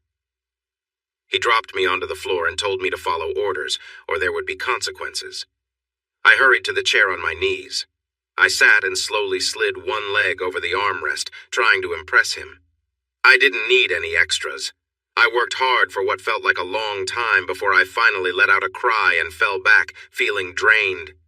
I thought we were finished when he led me to the bed, but then I was surprised when he gently tied my arms and legs to the bedposts with soft restraints. He was affectionate, leaving me feeling happy and overwhelmed. After a while, I was asking for a break. He untied my legs and held on to them, giving me more of that delightful attention until I felt another wave of joy. He had been with me for hours, and I was exhausted. I barely remembered his happy shout as he finally relaxed. Afterward, he wiped me down with a warm cloth and removed the restraints. He tucked me in with a blanket, kissed my forehead, and wished me a good night. The next morning, he was up first, waiting with coffee and breakfast. I started to ask him something when he raised his hand. "Come here." I still had my collar on, which meant I couldn't speak until it was taken off. He handed it to me and told me to put it away. Once it was stored, he greeted me with a sweet kiss. "Hi, honey. I missed you last night. Did you talk to Plum? Was everything she hoped for? Was she comfortable with how things went? Does she want to stop?" It was amusing to talk about my other self as if she were someone else. "Oh, she called today, very excited. It was nothing like she expected, but she said to thank you for the best night she's ever had. She also mentioned she doesn't want sessions too close together because she's feeling quite sore. What did you do to her?" "Never mind, a girl needs her secrets. She said just message her next time you want to see her. Oh, and she asked me to give you this." I climbed into his lap. I know he noticed me wince as I sat down. I gave him a passionate kiss, full of gratitude. "Wow," he said when I finally let him breathe. "If she's that thankful, maybe I should call her more often." "Not too often, honey. It might take away the excitement. Besides, she already said she couldn't handle it on a regular basis. Now let's stop talking about her. It's making me a bit jealous. What would you like to do today? I hope it's nothing too active." He built me another bird feeder, so I picked a spot and he dug the hole and set it up. We were spending quite a bit on bird feed, but I loved seeing all the birds, and that happiness made him happy too. I just wish there were a way to love him even more. I decided to share our little adventure as a story, writing it down almost exactly as it had happened. It received a good rating. Benny read it and got so excited he spun me around in the office chair. 3 months after everything changed, he called me into his office. I finished the first draft. It's a bit long, so take your time reading it. Jack and Jim are coming over later. We plan to fish in the pond and maybe have a cookout next weekend. I love you. Don't wait up and try not to stay up too late. He kissed me and went to set up, getting the fishing gear, lanterns, coolers, and chairs ready. 3 hours later, I got up and went to the kitchen. He had left me a snack in the microwave. After I warmed it up and ate, I poured myself a drink and went out to the porch swing. I could see them by the light of the lantern, and I sometimes heard their laughter as they caught fish. I watched him, looking happy. It was truly the most powerful and moving thing I had ever read. I was only halfway through, and I was shocked to see I had used up a whole box of tissues. This was not just any book. It felt like a masterpiece, just like the best movies. I realized this would make him famous. He would never be just Benny to me again. The world would know him now. I couldn't bring myself to feel jealous. I only wished he would still be the same man I loved. Feeling tired, I went to bed. I don't know when he came in, but he slept in until 10 the next morning. I read another part of the book. I knew how it would end, but I still couldn't stop reading. The smell of coffee made me look up. He was standing by the door, sipping from his favorite cup. Well? I put my book down, cleaned up the tissues, and stood up. He entered and set his cup down. I hugged him tightly, feeling overwhelmed. Words can't explain it, dear. Where did this come from? I read an article last year about a girl who wanted the Make-A-Wish Foundation to help her. They were still talking about it when she passed away. It stuck with me and seemed like it had to come out. Do you think the publisher will like it? I pulled back to look at him. Benny, promise me one thing. Don't show it to anyone for a week. Can you do that for me? I have to go somewhere just for 3 days and you can't come with me. If you love me, please let me do this. He agreed without question. I wouldn't even tell him where I was headed. I took my oldest daughter with me for support. She lived halfway between my home and my destination, so it worked out perfectly. We stopped at her house and continued on together to New York City, one of the main publishing centers in the world. I called my friend and former boss. We kept in touch over the years, sending holiday cards and such. I had stayed with her when my marriage ended, and she had done the same when her partner didn't want to marry her after same-sex marriage became legal. Beth, thank you for taking my call. I know you're busy. Don't mention it, Bonnie. I'm always happy to hear from you. How's married life? I'm sorry I couldn't make it to the wedding. I really wanted to be there, but my work got in the way. When are you bringing him by so I can meet him? If everything goes well, it will be soon. Beth, I need a big favor from you, as a friend and a professional. Can you spare about 2 hours? I'd prefer it at your office. It will be worth your time. The sooner, the better. Okay. You have my attention. I'm a bit busy, but I can give you an hour on Tuesday morning around 10. That's the best I can do. I'll take it. And Beth, you won't regret it. I let Whitney read some of the manuscript the night before in our hotel room. We called room service for more tissues. This is what Poppy does? Why didn't you tell us? We all wondered about the money at the wedding. Your stepfather is a very private man. He likes to keep things as they are. You know, if this gets published, everything will change, right? I sighed. I know, but it's too valuable not to share. I spent a restless night, worried about my choice. Eventually, I fell asleep, feeling it was the right decision. The next morning, we went to Beth's office right on time. She was the picture of a successful businesswoman dressed perfectly in nice clothes, with her hair styled and a hint of tiredness around her eyes. She asked if we wanted coffee. I said yes, but we didn't have time to waste. I handed her the manuscript and I noticed her frown. Please, Beth, this is the only time I'll push us as friends. Please. She stared at me for a moment, then ordered coffee and snacks. We enjoyed coffee and bagels, watching her closely. At first, she frowned. In 5 minutes, she was focused, tuning out everything else. 15 minutes in, tears began to form, and Whitney quietly handed her a pack of tissues. By the time she used them all, 45 minutes had passed. She leaned back in her chair, sighed, and stared at the ceiling. Suddenly, she sat up straight and grabbed her phone. Jan, reschedule my meetings. Tell them I'm sorry, but something important is happening and I need to handle it. Get Kevin, Geraldine, and Yvette here quickly. Convince them, Jan. She turned to me. Okay, Bonnie, where did you find this? My husband wrote it.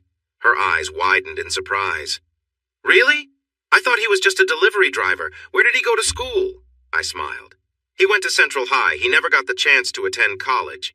Did you help him? No, Beth. This is all his work. It took another 45 minutes for her to feel assured that we were serious.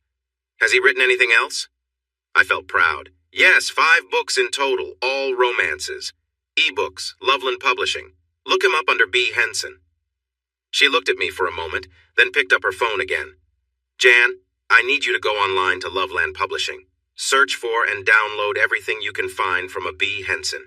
Henson. Yeah. I want 6 of our readers to look at them and share their thoughts. I need it first thing tomorrow. Got it? Bye.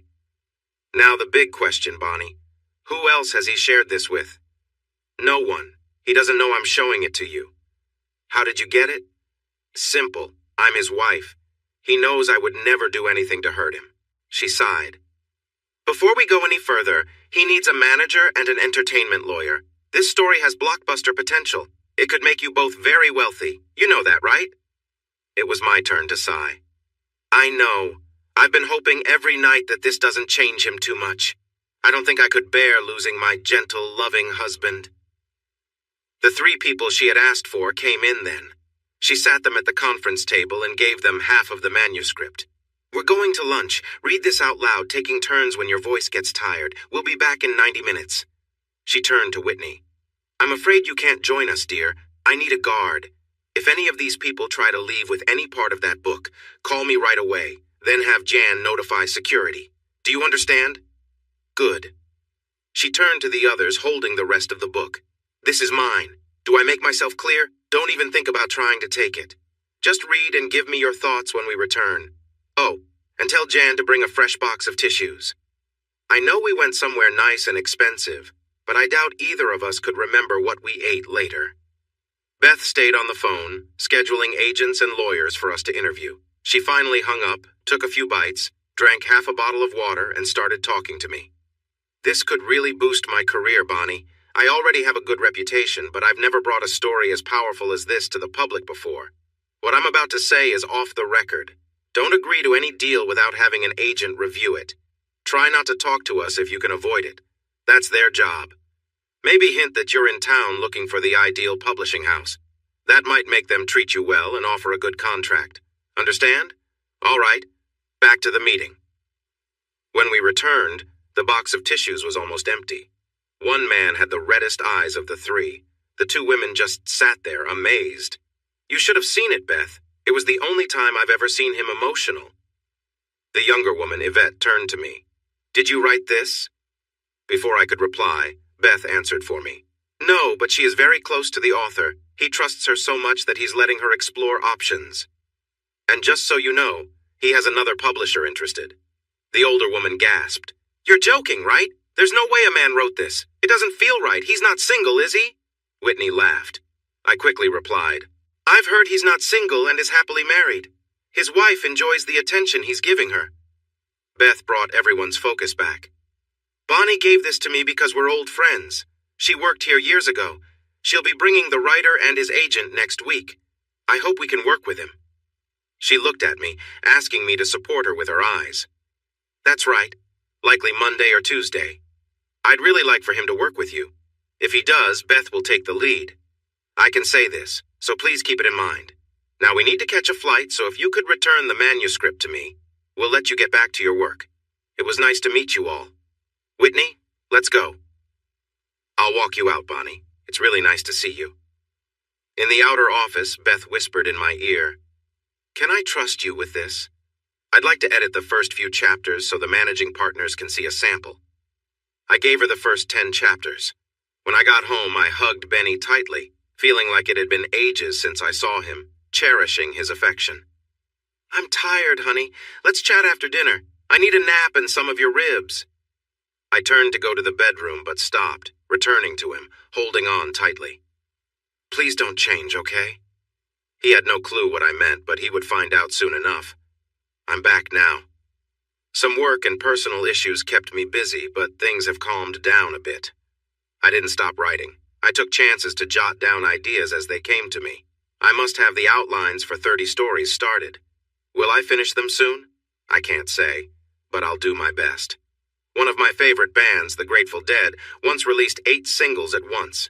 Touch of Grey was the most popular and commercially successful. I found that idea exciting, so I'll try it too. In the next 2 weeks, I plan to release at least 6 stories, maybe more. They'll be diverse, and I hope you enjoy them. As always, let me know what you think and vote if you like. Thank you for your time. I've recently realized how valuable it is. I slept and had strange dreams. I woke up to the comforting smell of barbecue, my favorite food. Benny didn't say much as I ate. After we cleared the dishes, he got us a drink and took me to the porch swing.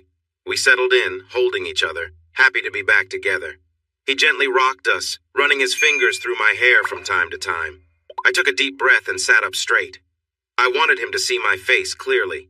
First, thank you for trusting me. Now about where I was. Do you remember my friend Beth? I worked with her before I became a teacher at the publishing house. I felt him tense up. She's a senior editor now. I took her your book. They can reach a much larger audience than your ebooks, get media attention, and advertise widely. It's just too good.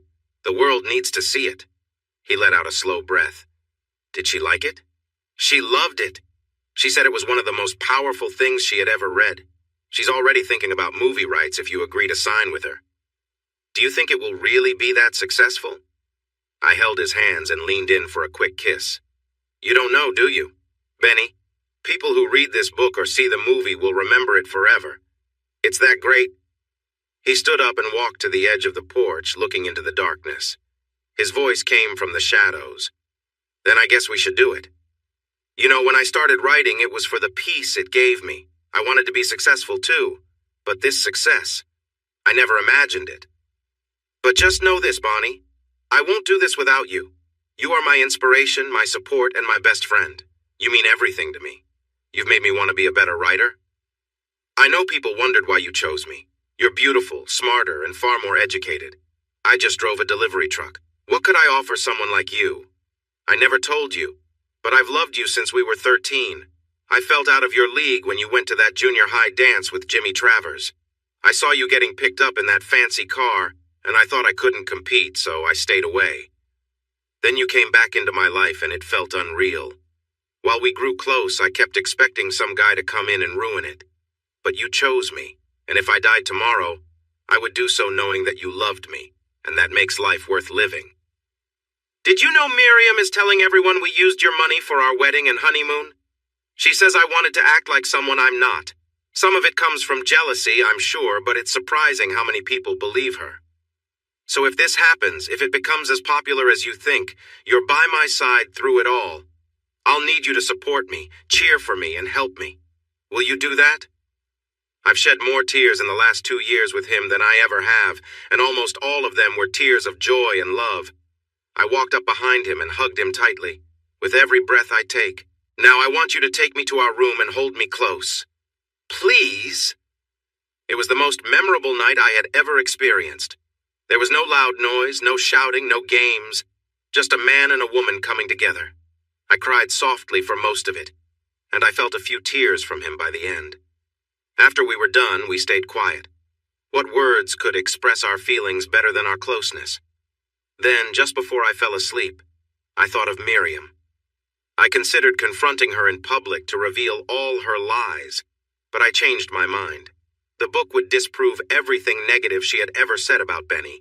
I just needed to be there when she got the news. The next day, I called Beth. I told her that if we could find an agent and reach an agreement, we were ready to go. She connected us with a man who was known as a legend among agents. Now in his 70s, he was semi-retired, but knew everyone in the publishing world and Hollywood. We put him on speakerphone. Good morning, my name is Saul Sanchez. Beth gave me your number. I'd love to meet and discuss how I can help you. When will you be in New York again? I replied, next Tuesday. We'll be there for a couple of days, and we hope to have representation by then. We talked for about an hour. He had worked with some big names before and was now focused on just 3 clients, mostly as a favor. Beth let me read the first 10 chapters in her office. It's just as good as she said it would be. I'd like to work with you and send my career off with a bang. We spoke with 2 more agents and set up meetings, but we knew before we even got on the plane that we wanted to go with Saul. As it turned out, Benny had not traveled much. Thanks to my first job and my previous relationship, I had. Watching him was like seeing a child discover the world. Unfortunately, we weren't there to enjoy the sights until after our meetings. We checked in just in time to freshen up for our meeting with Saul. Should I wear a suit? Benny asked. I laughed. They want you for who you are. You could wear a torn t-shirt and sweatpants, and they wouldn't mind. They expect writers to be unique. But you do look great in a suit, and it shows professionalism. Okay, a suit it is, but no tie, and you better wear that blue dress. It'll keep them distracted enough so I can feel relaxed. All right, I said playfully, feeling happy that I still had that effect on him after almost a year and a half together. I laid out the dress and decided to add a little surprise. I walked out holding the dress, feeling playful. Honey, can you zip me up? I asked as I slipped into my dress, enjoying the look on his face. I reached up to give him a quick kiss on the cheek. If you start to feel nervous today, just think of the surprise you have waiting under this dress. He grinned widely during the cab ride. I didn't know what an agent was supposed to look like, but Saul Sanchez definitely surprised me. I imagined an older man in a cozy sweater looking at us with enthusiasm. Saul was tall and fit for his age, with thick black hair that looked dyed and a small beard. He wore an expensive suit and had a personality that could light up the whole room. "Welcome, welcome," he said loudly, shaking our hands. Before long, we were in a nice office with dark wood and leather furniture. "This is my personal space," he said with a smile. He invited us to sit on a couch while he settled into a big chair. He got straight to the point. "I read your work. It's quite good for a newcomer. The first 2 pieces were a bit rough, but you've improved a lot. Beth has some suggestions for you. I'll let her explain." He paused for a moment. "The new book I saw is truly excellent. I know it makes you a bit shy to hear that, but you'll get used to it, especially if it becomes popular like I believe it will. I heard you have meetings with 2 other agents, as Beth told me. Both are capable and would do a decent job, so why should you choose me, especially if my fees are higher? Because I am the best fit for you. I bring 45 years of experience and know many important people in the literary world, not just in the city. I have good relationships with various producers and film companies, and this has the potential to be something special, especially if we get a talented screenwriter." He took a deep breath. "My wife didn't want me to take this on until I promised her I wouldn't let you go after she read the book. Here's my contract. Make sure to have a good entertainment lawyer review it. If you don't have one, I can suggest a few names, as can Beth. Let me know soon if you want to work with me. There's a lot to do. Now, any questions?" We had many questions, and he did his best to help us understand. After a friendly handshake, he sent us on our way. To be fair, we also met with the other 2 agents. The first, a man a bit younger than us, seemed capable but didn't really connect with us. The second, a man in his early 30s, was a disappointment. His office was large and luxurious, but it was very busy. We were interrupted multiple times, and he quickly brushed off most of our questions, saying an assistant would help us once we signed the papers. He had a contract ready, and his assistant was there to witness our signatures. I was starting to feel frustrated, while Benny found it amusing. When the man finally paused, he leaned back in his chair and gave us a sly smile. "Any questions before we sign?" Benny caught him off guard. "That's a nice suit. Where did you get it?" He actually seemed proud. "Savile Row, 7,000, but worth every penny. If you want, I can give you the name of the tailor. How about yours?" I knew he was just being polite. Benny smiled as he stood up. "J.C. Penney, $289 if I can catch them on sale." I glanced at his assistant, and I thought she might burst out laughing. Benny reached out and shook the agent's hand. "Thank you for your time. It was informative. I'm sorry, but I don't think I'll choose your agency. Have a nice day." He walked out with me following while the agent tried to get up from his chair. I couldn't hold back my laughter as we left. We spent the afternoon meeting with lawyers. There were 2 names that both Beth and Saul recommended, so we decided to see them first, since we had made appointments ahead of time. We chose a woman our age because we both liked her. So, Saul Sanchez and Beth Howard. When they called one after the other, I knew I had to meet you. We had an informative hour discussing intellectual property and entertainment laws. In the end, we signed some papers. With an agent and a lawyer now on our side, we met Beth the next day. "We won't be discussing business, really. You have capable people to handle that now. I just wanted to meet you, Mr. Henson." Benny shook her hand, smiling. "You can call me Benny. Everyone else does. It seems we'll be chatting a lot." "Beth," she replied, giving him her card. "These are my personal numbers. If you need me, you can reach me at one of these. And you should get a new phone, sharing the number only with Saul and me. It will help us communicate faster. While Saul and Karen handle everything with your business matters, there are a few things I'd like to discuss. I read all 5 of your earlier books. Have you looked at them recently? Is there anything you feel could have been done better?" Benny actually turned a bit red. "Not so much with my last 2, but there were many changes I wish I had made in the first 3. Some were suggestions from my editor, while others were my own thoughts." "That's good to hear, Benny. You should always listen to your editor. Who edited your books? Every editor has their own preferences. Bonnie. She looked surprised, then smiled at me. You've done well, Grasshopper. It's nice to see you remember what I taught you. Will it be a problem letting me have him? A little, I said. We shared a special connection that brought us together at first, but he's grown now, and I realize he needs your expertise. Beth came around the desk and hugged me. Well said. I promise I'll take good care of him, at least to start. Benny turned red while we laughed. She sat back down. I want you to know that Harbor House has acquired the publishing rights to all your past work. 3 of them are good enough to be rewritten and published. A few months after this one comes out, I want you to have one ready. They'll do well, riding the success of this. Benny, before you get too excited, you still own the books. We just bought the rights to publish them. Are you working on anything now? Not really. I have a few ideas I want to explore, but this has taken my focus away. I'll be honest, you won't have much time to write for the next year. You'll see why many writers don't enjoy publicity. It takes away their creative time. But all successful writers understand it's part of being famous. So keep a laptop handy. You'll find time here and there. Use it, and when things settle down, you'll be ready to write seriously. You have about 6 months before this book comes out. I want you to revise your 3rd and 4th books and think about a sequel to the 3rd. People love mysteries and romance. Now, what are your plans for the rest of the week? I shared my plans. We have meetings with Saul and Karen, both separately and together. Also, this is Benny's first trip to New York, so I bet he'll want to see the sights. Great! It's an amazing place to live. Have dinner with Jen and me tomorrow. We'll suggest some places. Anything you want to see, Benny? Jen was her new girlfriend, and it seemed serious. I've always wanted to see a Broadway show, a musical if possible. Beth smiled. I'll see what I can arrange. You'll find that a successful writer with a top publishing house has access to great entertainment. The next evening at dinner, she brought out 2 sets of tickets. Mamma Mia, a matinee, and the next night, Kinky Boots. Jen and I are going with you. She's really wanted to see it. Benny was amazed. What do we owe you? Just your gratitude. It's one of the benefits of this job. And don't be shocked if producers start reaching out to you. I may have mentioned you are about to do amazing things in the literary world. Network, Benny. Learn to embrace that term. She chuckled at his surprised expression. Beth and I stepped out to the restroom, leaving Jen at the table. Beth called it guard duty. Benny is a bit naive, Bonnie. Promise me you'll look out for him.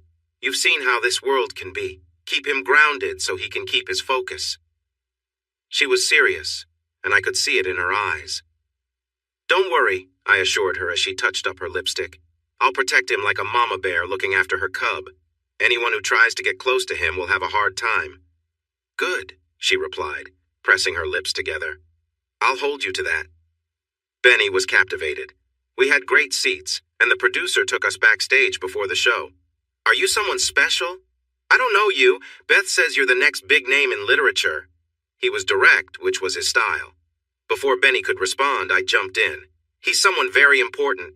He's my husband. If you don't know who he is by this time next year, you must have gone to live in a monastery in the middle of nowhere, he joked, handing me a card. Call me the next time you're in town and need tickets, he said with a grin. And if any of your projects have stage potential, have Saul give me a call first. We laughed ourselves to tears watching Kinky Boots. With no personal ties to anyone in the production, we relaxed and enjoyed the show completely. Though I loved it, I was a bit distracted. We'd been going non-stop since we arrived, so a quick hug was about the most we'd managed until all our work commitments were over. Then, as always, Benny had a surprise up his sleeve. I was in the shower getting ready for the show. When I came out, he was gone, and there was a note and a wrapped package waiting on the coffee table. Smiling, I picked up the note and read it. Plum, I feel like we've missed each other lately, so I'm inviting you out for a special night in New York. In the package, you'll find what I'd love for you to wear. I'll be waiting for you in the bar. Don't keep me waiting too long. Yours, Benny. Excited, I opened the package, thrilled by his thoughtful gesture. Inside was a beautiful black dress with a stylish row of buttons along one side, giving me the option to wear it either modestly or with a little flair. There were also elegant black pumps, the tallest heels I'd ever worn, and perfect for the evening. As I put on the outfit, I found another small note tucked inside one of the shoes. Take a moment to look in the mirror and appreciate how amazing you look. Then, come meet me at the bar. Smiling, I took his advice, feeling a bit of a thrill as I looked in the mirror, admiring the elegant, classic look he'd chosen. The elevator ride felt long, with other guests coming and going, each of us eager to explore the city at night. Finally, I arrived at the bar, filled with excitement and ready for our evening together, grateful for his thoughtfulness and the spark he'd brought back into our time in the city. The elevator stopped, and I quickly adjusted my dress just before the doors opened. A couple in their 30s got in. The woman smiled and seemed to know something. I kept my eyes down the whole time. For the last 6 floors, I was alone, and I held my hands close until the door opened again. I rushed into the bar, searching for Benny.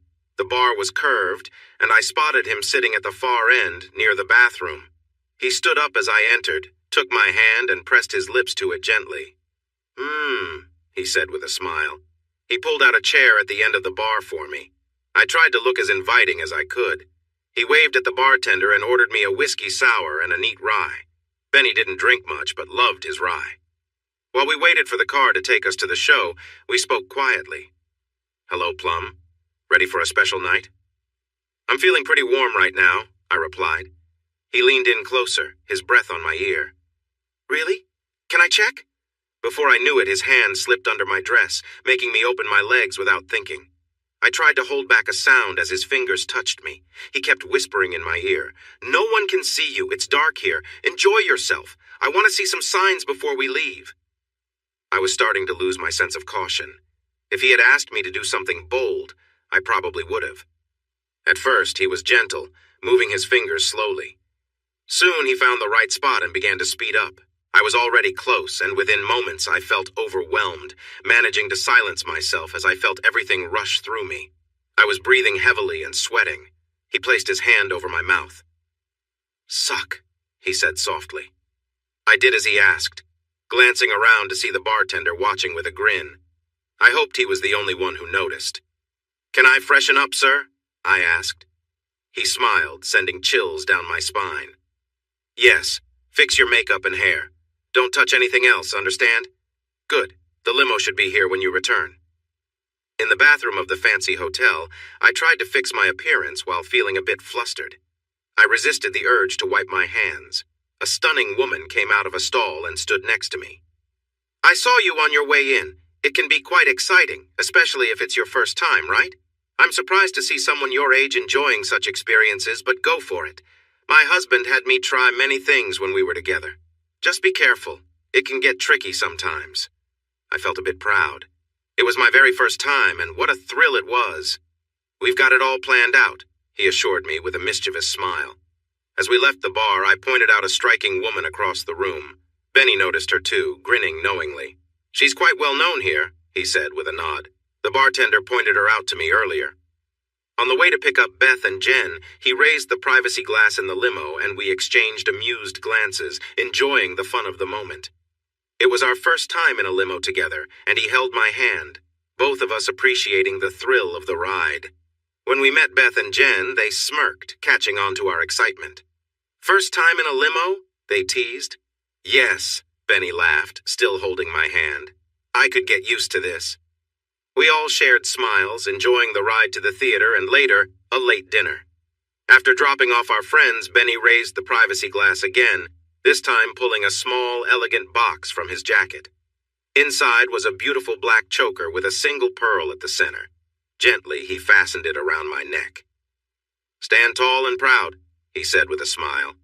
I gave him a playful strut, making him laugh. As we got into the elevator, he unbuttoned a few buttons on my dress, adding a bit of flair. Just then, a few more people got in, and I stood still, feeling both amused and slightly daring. I relaxed as they exited a few floors below ours, leaving us alone again. When we reached our floor, he took my hand, and we shared quiet laughter as we made our way down the hallway to our room. There was a spark of fun and adventure in the air, and I couldn't stop smiling.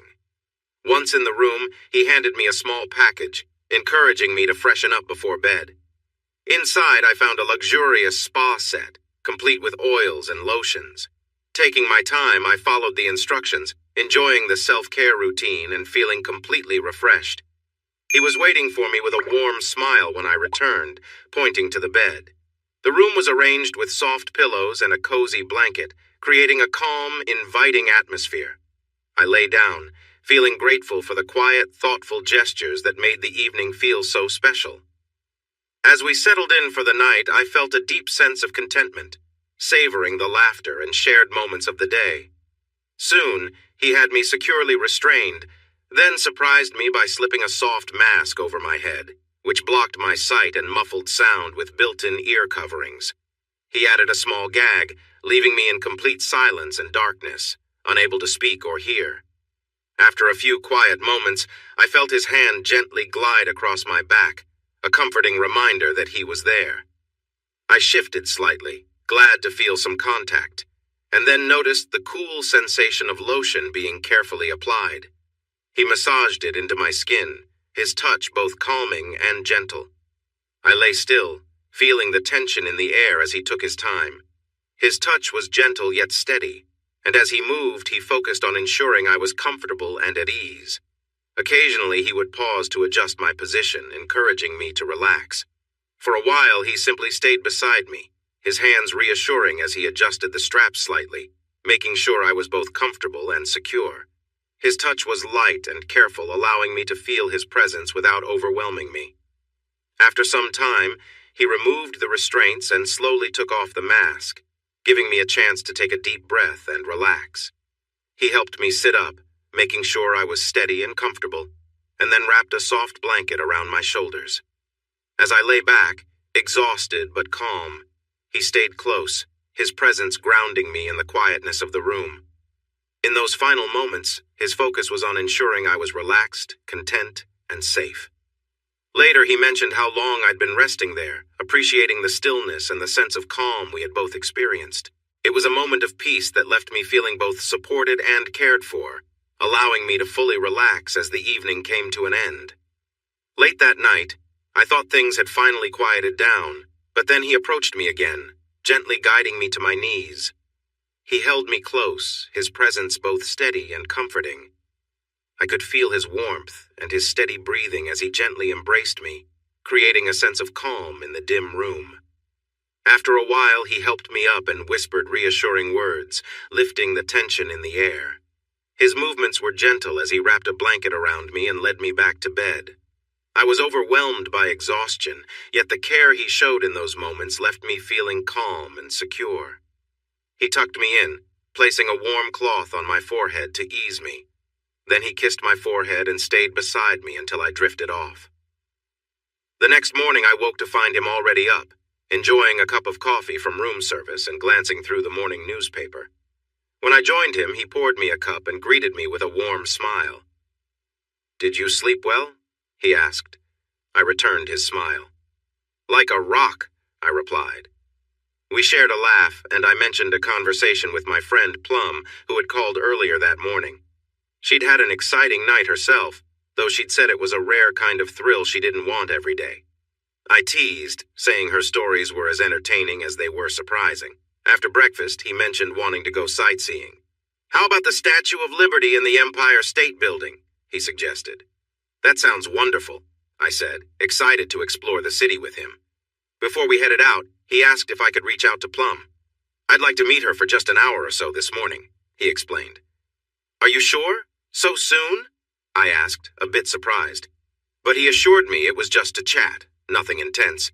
So I agreed and headed up to our room to make the call. After a few moments, I returned and gave him the news that Plum was excited to meet him too. He seemed pleased, and we continued with our morning, enjoying the light-hearted moments and anticipation of the day ahead. As we prepared to go out, he took my hand, looking at me with trust and care, and assured me, "You know I'm always here for you, right?" I nodded, feeling grateful for the connection we shared. The day promised new experiences, and I felt ready to face them with him by my side. I heard footsteps. "Here she is," he said. Another voice replied. Very nice, especially for her age. There was another man in the room. I started to move, but then I felt gentle hands on me. Stop, honey. It's important that you stay still. I would never let anything bad happen to you. You know that. He comforted me until I began to relax. Ma'am, this is important. You need to be still. Do you understand? I nodded. Benny held my hand and stroked my cheek. This might sting a little, but it won't take long. I felt something wet touch my skin and I tensed up. I was dried softly. Then I heard a buzzing sound. Remember, ma'am, stay still. A tattoo. Benny was giving me a tattoo. It was something I had always dreamed of but hadn't been brave enough to do. 15 minutes later, he applied some gel to the area. All done. That didn't hurt too much, did it? Just follow the instructions I left for your husband and you'll be fine. It was a pleasure, ma'am. And what I said about you looking nice, I meant it. I hope my wife looks as good as you when we are your age. I heard Benny thanking him as he saw him to the door. He returned and gently placed a large bandage over the spot. Leave this on for the rest of the day. No peeking. You won't be able to wear certain clothes for a few days. Loose dresses are best. He unstrapped me, whistling. I got dressed, using all my willpower not to look under the bandage. Well? Neither Plum nor I know how to feel. It was a shared dream for both of us. We will have to see. I just have one question. Did she need to be so exposed? His smile widened. No. She could have simply lifted her dress a little to achieve the same effect. But think about it. It was one of your dreams to be seen in that way. Somewhere in New York City, someone has seen you and knows about your tattoo. We might meet him tomorrow. You could walk into a tattoo shop and see a picture on his wall. He did take a photo. I felt embarrassed, but had to admit that if I had worn something underneath, I might have been a little excited. We went to lunch, visited the statue, and went to the top of the Empire State Building. The following day, we spent almost the whole day at the Guggenheim. Finally, we went home. It was fun, but we missed our friends and the porch swing. Oh, and the tattoo? It said Benny's in a pale pink that was almost invisible, with a small purple plum next to it. Hilda and Sarah were all over me when we got back. I didn't tell them the real reason for our trip. They thought we were on vacation. The pictures I showed them supported that idea. Miriam was at the pub with 2 friends from the bank. I think she came here because it was the one place in town he wasn't allowed to enter. I felt her gaze on me all night, so I spoke loudly, sharing details about the shows, restaurants, and sights. We crossed paths in the restroom again. You must care for him a lot to spend your money like that. How does it feel to be a sugar mama? I noticed Sarah and Hilda tense up. I laughed. It feels fantastic. I just wish I had even more to share with him. He's worth every penny. I left her standing there in surprise. For 5 months, we went about our lives as usual. Benny worked, fixing up his old projects, staying in touch with Beth. It hurt to see this because I once held that place in his life. To pass the time, I wrote stories about Plum and Sir, turning them into an ongoing series. In the stories, we were younger, and he was much bigger, while I portrayed myself as more beautiful. People wouldn't believe these were mostly true accounts of a couple in their early 50s. I consistently ranked as one of the top writers on that site. I looked back at his old stories, and people were still commenting on them almost 2 years later. I shared this with him, and just for fun, he wrote a light piece and posted it. He received 300 comments welcoming him back and asking for more. We got the advance for his book, more money than either of us had ever dreamed of. I had plans for this money. I finally mentioned what Miriam had been saying about us, and he was upset until I explained my plan. Then he just laughed and told me I had his full support. I walked into the First National Bank where Miriam worked. Coincidentally, she was in charge of new accounts. When I said I wanted to open an account, her smirk was very wide. Are you trying to hide some money from your husband? About time. It must be difficult to keep him away from it. I never thought he would spend so freely. If I had that much, I would make sure he never touched it. You can open a senior account for as little as $50 and put any address you want on the checks, she said. I let her enjoy her moment of pride for just a moment before I said I needed to think about it. Next, I went straight to Mr. Snake, the senior officer. One of your account officers was rude to me. I was going to open several accounts here, but now I'm considering going back to my old bank. However, I wanted to see if you could give me a better offer. He had no idea about his son and daughter-in-law or how rude he had been at the pub. I laid out 3 checks, all certified, 2 from a company called Benbon, Inc., and 1 from Benny's personal account, each for $100,000. The man looked shocked and began talking about various account options. I let him ramble before steering the conversation back to what I needed. I picked up 2 of the checks. I'll give you 1 chance. Just 1. Have the account officer I spoke to handle the paperwork. She needs to be polite and understand that I expect privacy. If I hear even a hint that she has said something, I will close the account and you won't get any more of my business. I can promise you this is just the beginning. We could be talking millions here. Can you meet these expectations? He quickly agreed and called Miriam into the office. This woman wants to open an account. I expect you to treat her with the respect and privacy she deserves. Explain her options and give her good advice. You can use my office. Miriam looked surprised but tried to stay professional as she sat at the desk. How much would you like to deposit, ma'am? I placed the first check on the desk. I'd like this in a personal checking account. Your boss said it's the best option for me. Her eyes widened at the amount. I'd also like this one in a savings account. I put the second check down. And this one, why don't you just find the best option for it? She looked shocked and seemed a bit overwhelmed. Can you handle that, Mrs. Emerson? Or do I need to call for help? And remember, confidentiality is very important. If you say a word about this money, I will take it out and give it to your competitor. Do you understand? Not even your husband should know. Have a good day. I'll come back later to sign the paperwork. You'll recognize me by my new car, or maybe my older one. Since Benny bought them for me, I can't decide which one to drive. I didn't just walk out. I felt great leaving the office. How does your new husband compare to what you let go? I was in the Corvette, a 1973 model that went as fast as I dared to drive. It made me feel lively and young to be in such a car. I was amazed when he bought me the Mercedes, a nice sedan filled with features. This is for you. It suits you perfectly. The following week, he surprised me with the Corvette. Here, he said, handing me the keys. I was almost speechless. But this Mercedes is everything I've ever wanted. What could I do with the Corvette? His smile got even bigger. I didn't buy it for you. You're smart. You'll figure it out and you can decide how to manage it. I didn't completely understand what he meant, but after taking it for a spin, I fell in love. It was a manual drive, and I enjoyed changing gears. It handled well and had a lot of power. I had to take it easy. I didn't want to wear out the tires too fast.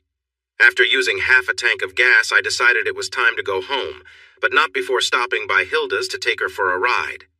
She walked around the car before jumping into the driver's seat and extending her hand. "Keys, please," she said firmly. I felt brave until she took us onto the highway and sped up. At 100, I was asking her to slow down, and at 120, I was shouting, "Scared?" she teased, before easing off to a safer 90. She kept saying how much fun she was having until we reached her house. "That car is incredible. I have one question. What does the vanity plate mean? Our state only needs a license plate on the back." I jumped out and hurried to the back of the car. I finally understood. When I got home, he was sitting on the porch swing. I jumped into his lap with excitement. "It's a good thing I'm not jealous. And be careful. Keeping up with 2 women can get expensive since we both like nice things. Here." I handed him a note I had written on the side of the road and went inside. "Dear sir, I love the car. Please be careful. It wouldn't look good for your wife to see someone else in such an expensive vehicle. People will talk. Now, I need to ask you to take care of something before we proceed. Let's just call this our first arrangement. You can set the terms, and I promise to agree to anything as long as it stays between us. Yours, Plum." He hurried to the bedroom when I got there, finding me waiting with a submissive posture. He was a bit sore for the next few days. We had Hilda, Jack, Sarah, and Jim over for a barbecue to explain where our money had come from. Saying they were surprised was an understatement. We gave them a preview of the book with clear instructions not to share it until the official release date, which was a week away. The book was already generating excitement. Saul and Beth had been working hard. Critics in New York, Chicago, and Los Angeles received copies a week early. The feedback was fantastic. Some were even eager to meet him first. Beth arranged for those coming from out of town to have a group interview, followed by private ones lasting 30 minutes each. It took 2 days and left Benny very tired. "Wow, Bonnie, they asked me everything but your bra size. It was exhausting," he complained. "Relax, honey. You knew this would happen. Just follow Etta's advice and you'll be fine." Etta James was a talented woman in her 40s who looked much younger. She was a semi-retired publicist and excellent at her job. Saul had recommended her. Her husband was facing health problems, so she chose to take care of him. Publicists have to travel a lot, so she shifted to working as a consultant on an ace-needed basis. Even now, she had to say no to some job offers. She helped him prepare for interviews, coaching him on how to handle tricky questions and what to say. Never share your home address or personal details beyond what's already public. Honestly, you might want to think about moving. Most people don't mean any harm, but if you're easy to find, they might just drop by. They won't see it as invading your space. They'll think you'd like to see how you've impacted them. The book had been out for 3 months, and Saul, his wife Agnes, Beth, Jen, Etta, her husband Farley, Grace, our lawyer, and her husband Will invited us for a dinner to celebrate and discuss business. Saul shared the latest news. Universal called me today asking questions. I played hard to get, saying I wasn't sure you would agree to a movie, but if you decided to, we'd be open to their offer. Also, Oxygen wants to turn your first book into a movie of the week and has offered $300,000 for the rights. I flatly turned it down. In 3 months, it will likely be worth between $750,000 and $1 million. Beth chimed in with exciting news. The latest estimates say you could reach 500,000 copies sold by the end of the year, maybe even more. We were all speechless. The book was priced at $24, $95, and Benny got nearly $7 after costs. That added up to around $3.5 million. I'd guess the movie rights could sell for double that, Saul said with a smile. Plus, think about paperback publishing, pay-per-view, DVD sales, and rentals. You could see up to $15 million by next summer. By then, your revised third book will be out. Don't expect the same sales. It's not as strong, but you might still earn $3 to $4 million from it thanks to the popularity of this one. We enjoyed the celebration so much that we had to call a limo service to get home. The following day, after some recovery time, we had a serious discussion about the money. "Benny, would you like to sign a post-nuptial agreement? I'd be okay with it." He blushed deeply. "If Plum said that, I'd give her a piece of my mind. Don't start acting weird on me, Bonnie. I wouldn't even be here without you." I felt proud and didn't bring it up again. "Well then, love, what should we do with our money?" He shrugged.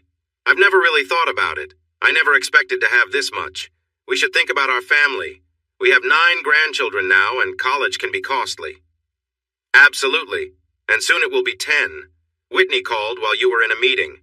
She's having a girl in August." He smiled at the news. "I stand corrected. 10, and maybe more. We need to reach out to Grace. Didn't she mention her husband is great with finances? We need to look into a trust and make sure the money is safe no matter what happens. We thought about helping our kids with their homes if they were open to it. We also talked about getting a new house if we lost our privacy.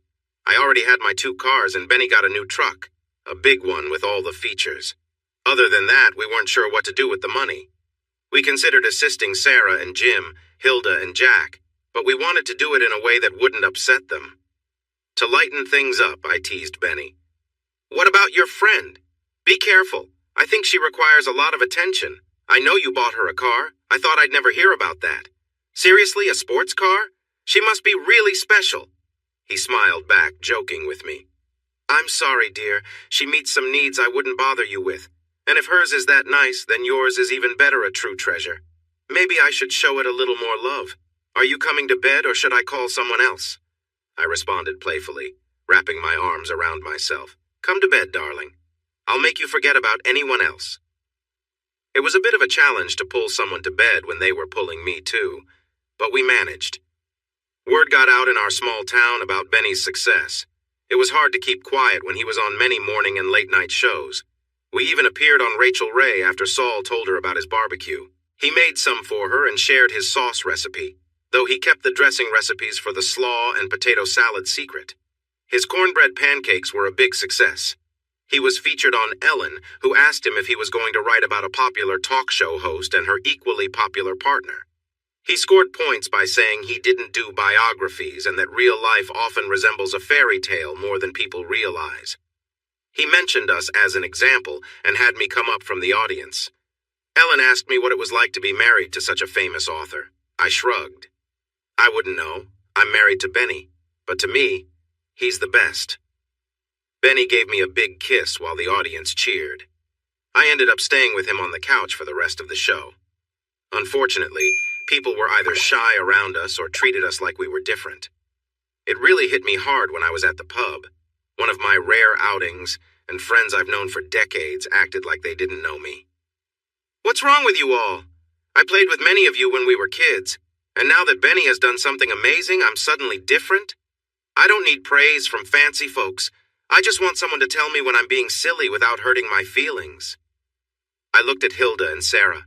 You two, I've loved you like sisters for so long. You're my closest friends in the world, and now you seem afraid to talk to me, if that's how you really feel. I lost it, started crying and tried to walk out. But Hilda, Sarah, and a couple more friends stopped me halfway across the room. They hugged me tightly and whispered apologies, pulling me back to the table. After we calmed down, Hilda smiled. Drama queen, we didn't mean anything bad. We thought now that you're rich, you wouldn't need us anymore. You made it clear that you still need us, and we are going to keep a closer eye on you. But you're paying for the drinks, money bags. We're a bit thirsty. Being friends with you takes work. Then we all laughed and acted like old times. I told them some funny stories about some famous people we had met, and they enjoyed that. Besides that, we did what women everywhere do when they gather, talk about our lives. Sarah had lost 20 pounds so far. For every 10 pounds, she treated herself to a new outfit. Jim was helping her keep up with it all.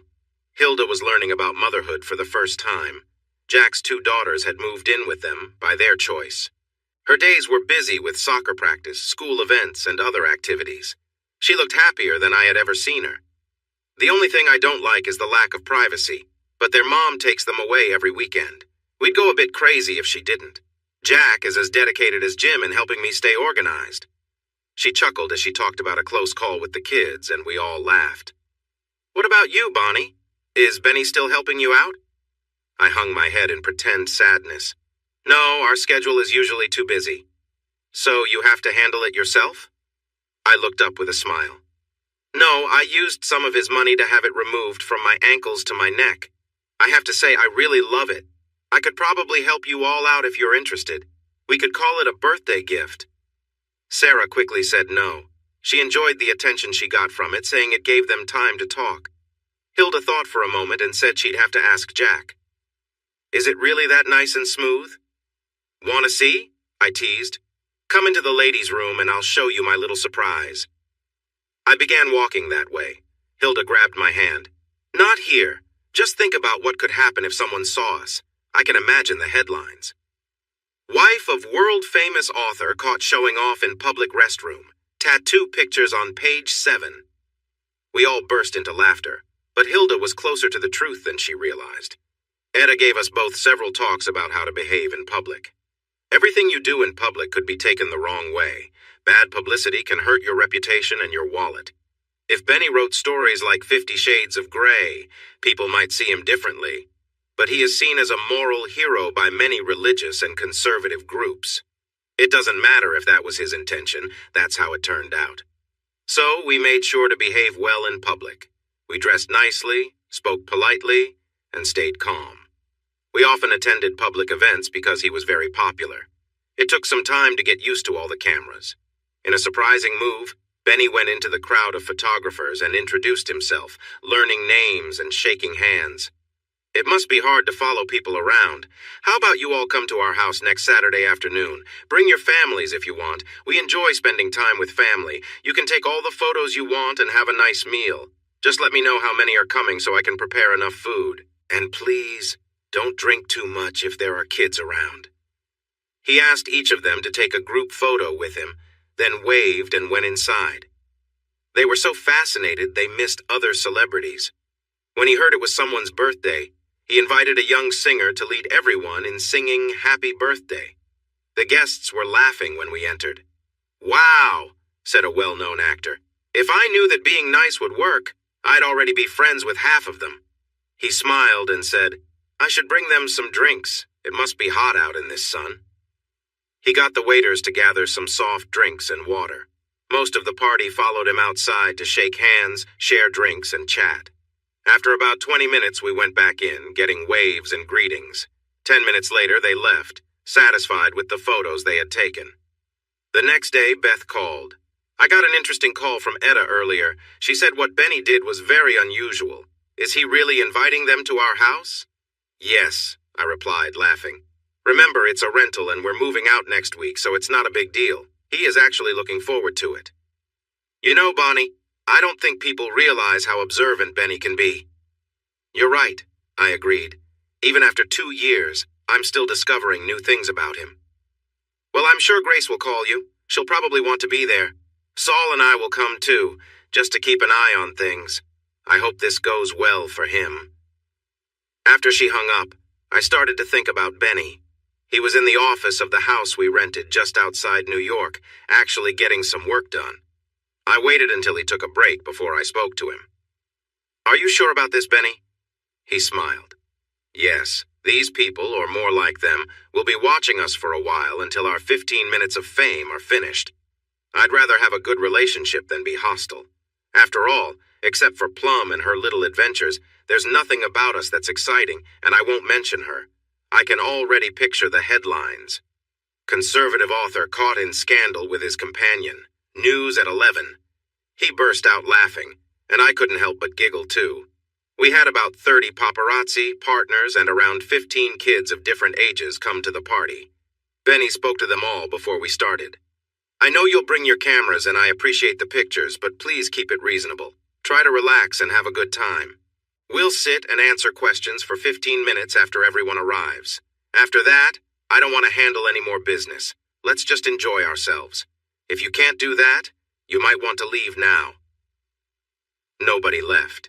He answered all the good questions and ignored the rude ones. Grace felt proud. The house we rented had a security system. Grace wanted some upgrades and made sure everything was working. While most guests enjoyed the party, the cameras caught 2 people at different times going through our bedroom. One hid a small camera and another placed 3 listening devices in the house. What Benny did surprised everyone. He was serious and determined to take action. He held a press conference with national news present. Beth and Grace made sure they were there. He had the state attorney general and the sheriff of the county on the stage with him. He also made sure that all the paparazzi who attended the party were there. Most were happy to be treated with respect. He began the conference by acknowledging the paparazzi as professionals. "I hosted a party last week for many of these people here and found most of them to be honest and decent individuals. I started to wonder how they got such a bad name. Then I watched the security footage from that day. What I saw was upsetting and disappointing.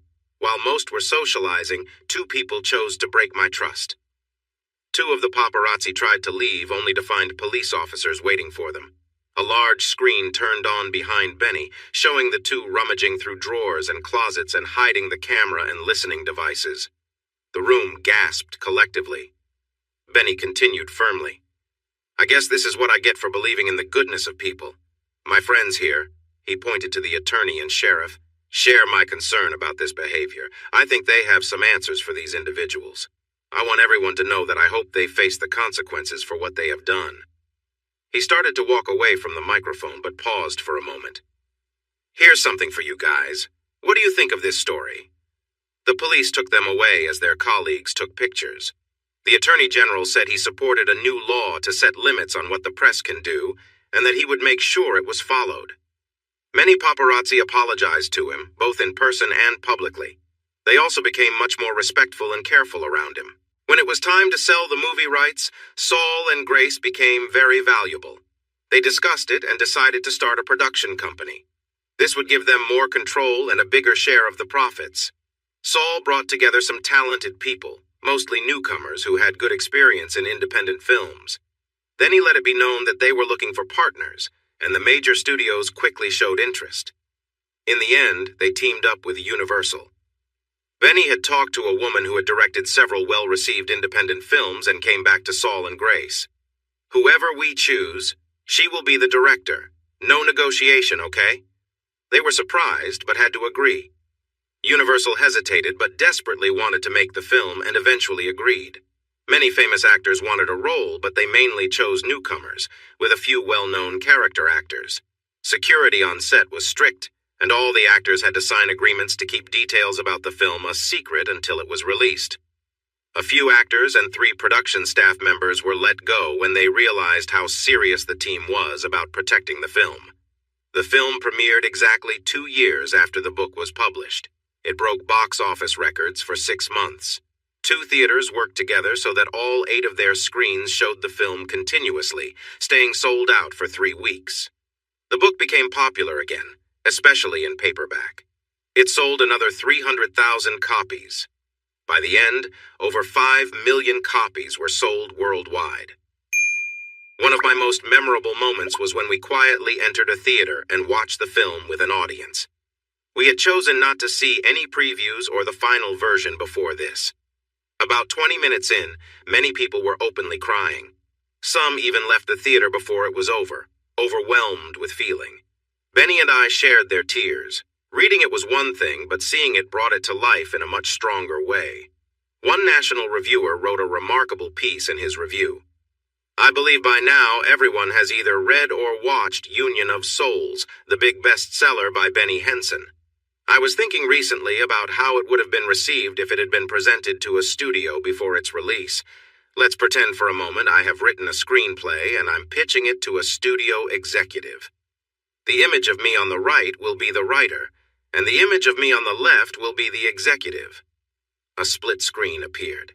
The writer on the right looked plain but neat. The executive on the left looked sharp and had his hair neatly styled. He began to speak. "So tell me about your screenplay." The writer appeared nervous. "Well, it's a love story." "Good," the executive said. "Romance is popular right now, especially with some exciting scenes." There aren't any exciting scenes in it." "Really?" he said, surprised. "Well, we can add a few interesting moments and some hints." "Sorry, sir, that won't fit with the story." The executive frowned. "No exciting moments? This sounds a bit dull. Any action? Maybe a chase or some special effects?" The writer looked like he knew it wasn't going well. "No chases, no action scenes. The only special effect is really good makeup. There is just one moment of tension, with a boy and his friend in a disagreement. The script has a few mild words throughout. It's about a romance between a 15-year-old boy and a 13-year-old girl. They share 7 kisses in total. Most of the story is set in a hospital, and there probably won't be more than 50 people in the whole film, including extras. At the end, the girl passes away." He paused, collecting his thoughts. "What this is a story of love.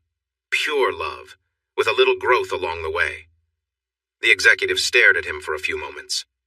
"No excitement, no action, and she passes away in the end?" The writer nodded. "Get out of my office. That's the worst idea for a movie I've ever heard. If you pitch that to anyone else, they'll laugh you out of the business." The writer left, feeling sad. The clip returned to the reviewer. "It's a good thing that never happened in real life. The movie would have never been made. Now, for my review, this may be the best movie I've ever seen, no matter the genre. The director, Agnes Moorehead, was truly brilliant. This will make her future films tougher. Every movie she makes from now on will be compared to this one and likely seen as less impressive.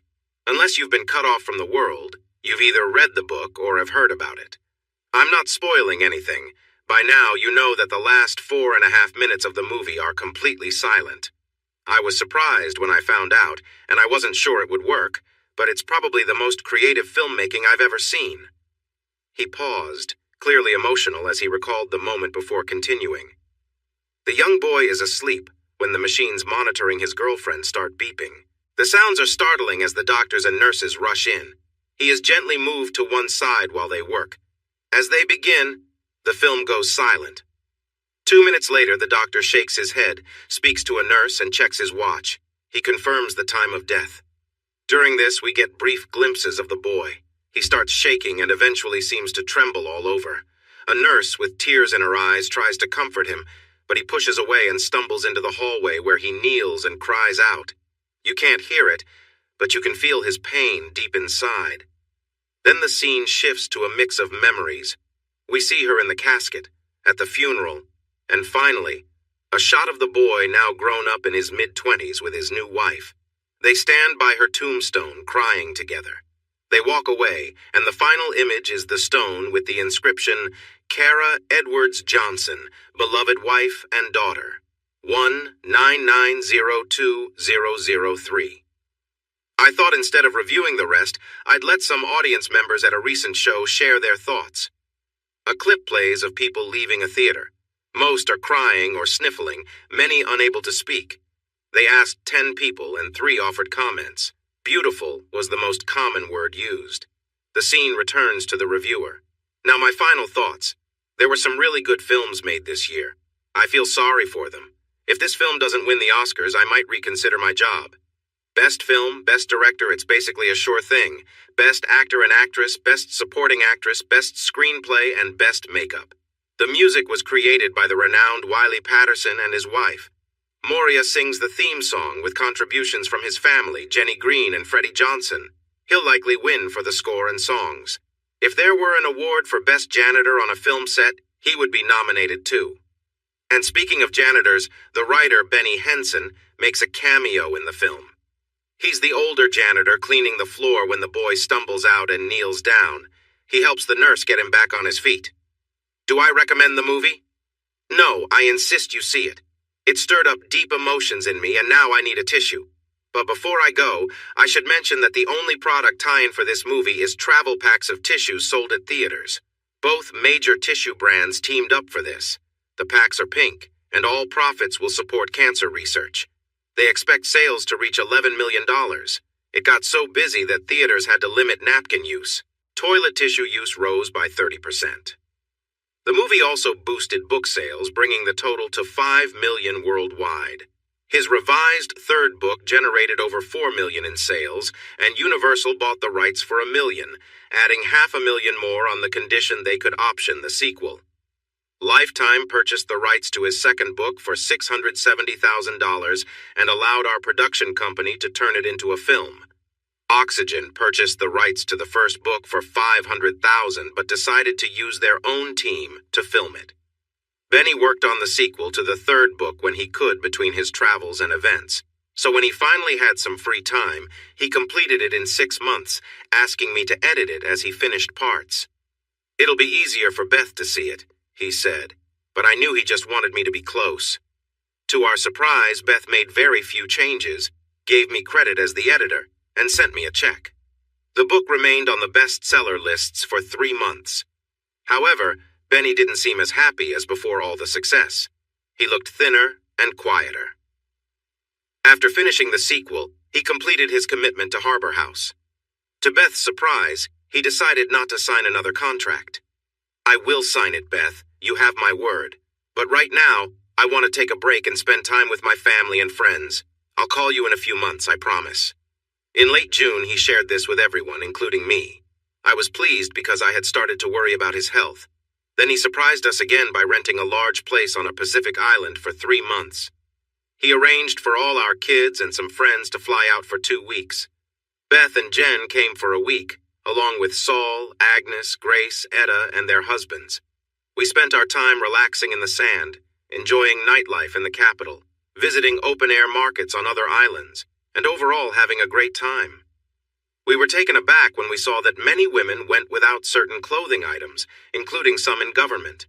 Hilda, Sarah, and I challenged each other until we figured out how to wear the local wrap and spent the rest of our time at the compound in a relaxed way.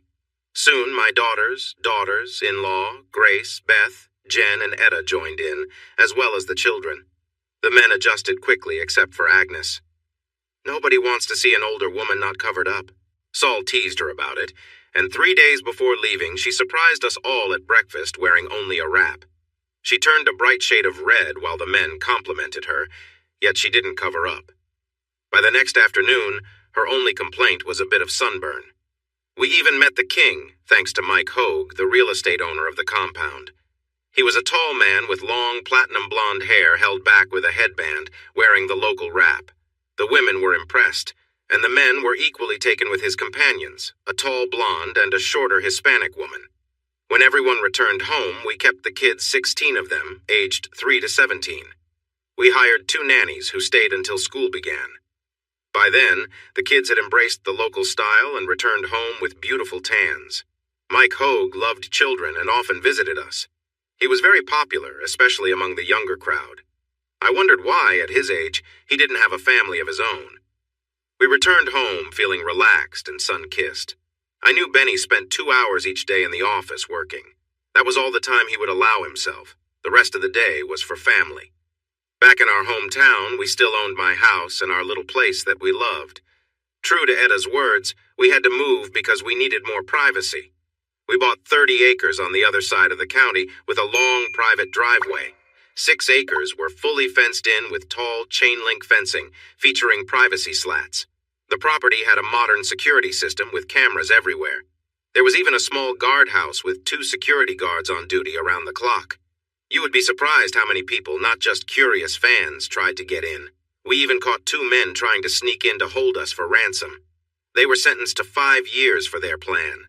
If you were not on the list, you could not enter. Even if you were on the list, you needed to show your ID, and it had to match what we had on file. The property had a large pond where Jack and Jim often went fishing.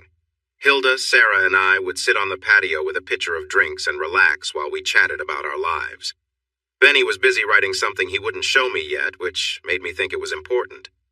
He sent a piece to Beth, which led to a phone call. "Where did this come from? Wow! This could be really big, even though it's different from your last work. How close are you to finishing it?"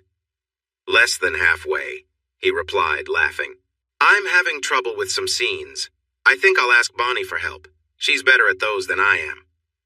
Beth was curious, so he told her about the stories I was writing and the website. She called me the next day. "I read your story last night. Wow, it was exciting. Jen read it too, and we had to try out a few scenes. Ever thought about turning it into a book?" I was surprised, but quickly asked if she was serious. "Absolutely. It's a thoughtful version of those popular stories, but even more exciting." Interested? Of course I was, so I began writing a book that made me famous, but it nearly cost me everything I cherished. I liked the Reverend at my church. He was slightly younger than me, in his late 40s, and one of the most sincere people I had ever met. He had a mentor, an older preacher in his 60s, who had welcomed him to his first church. This mentor guided him, helping him avoid various challenges and temptations. After retiring, he started an evangelical society, organizing events in local stadiums and community centers. Robert, my preacher, was proud of his growing success and even lent a hand from time to time. Brother Jim, as he liked to be called, seemed to grow bigger in both size and fame. The old cheap suits and faulty sound systems were gone.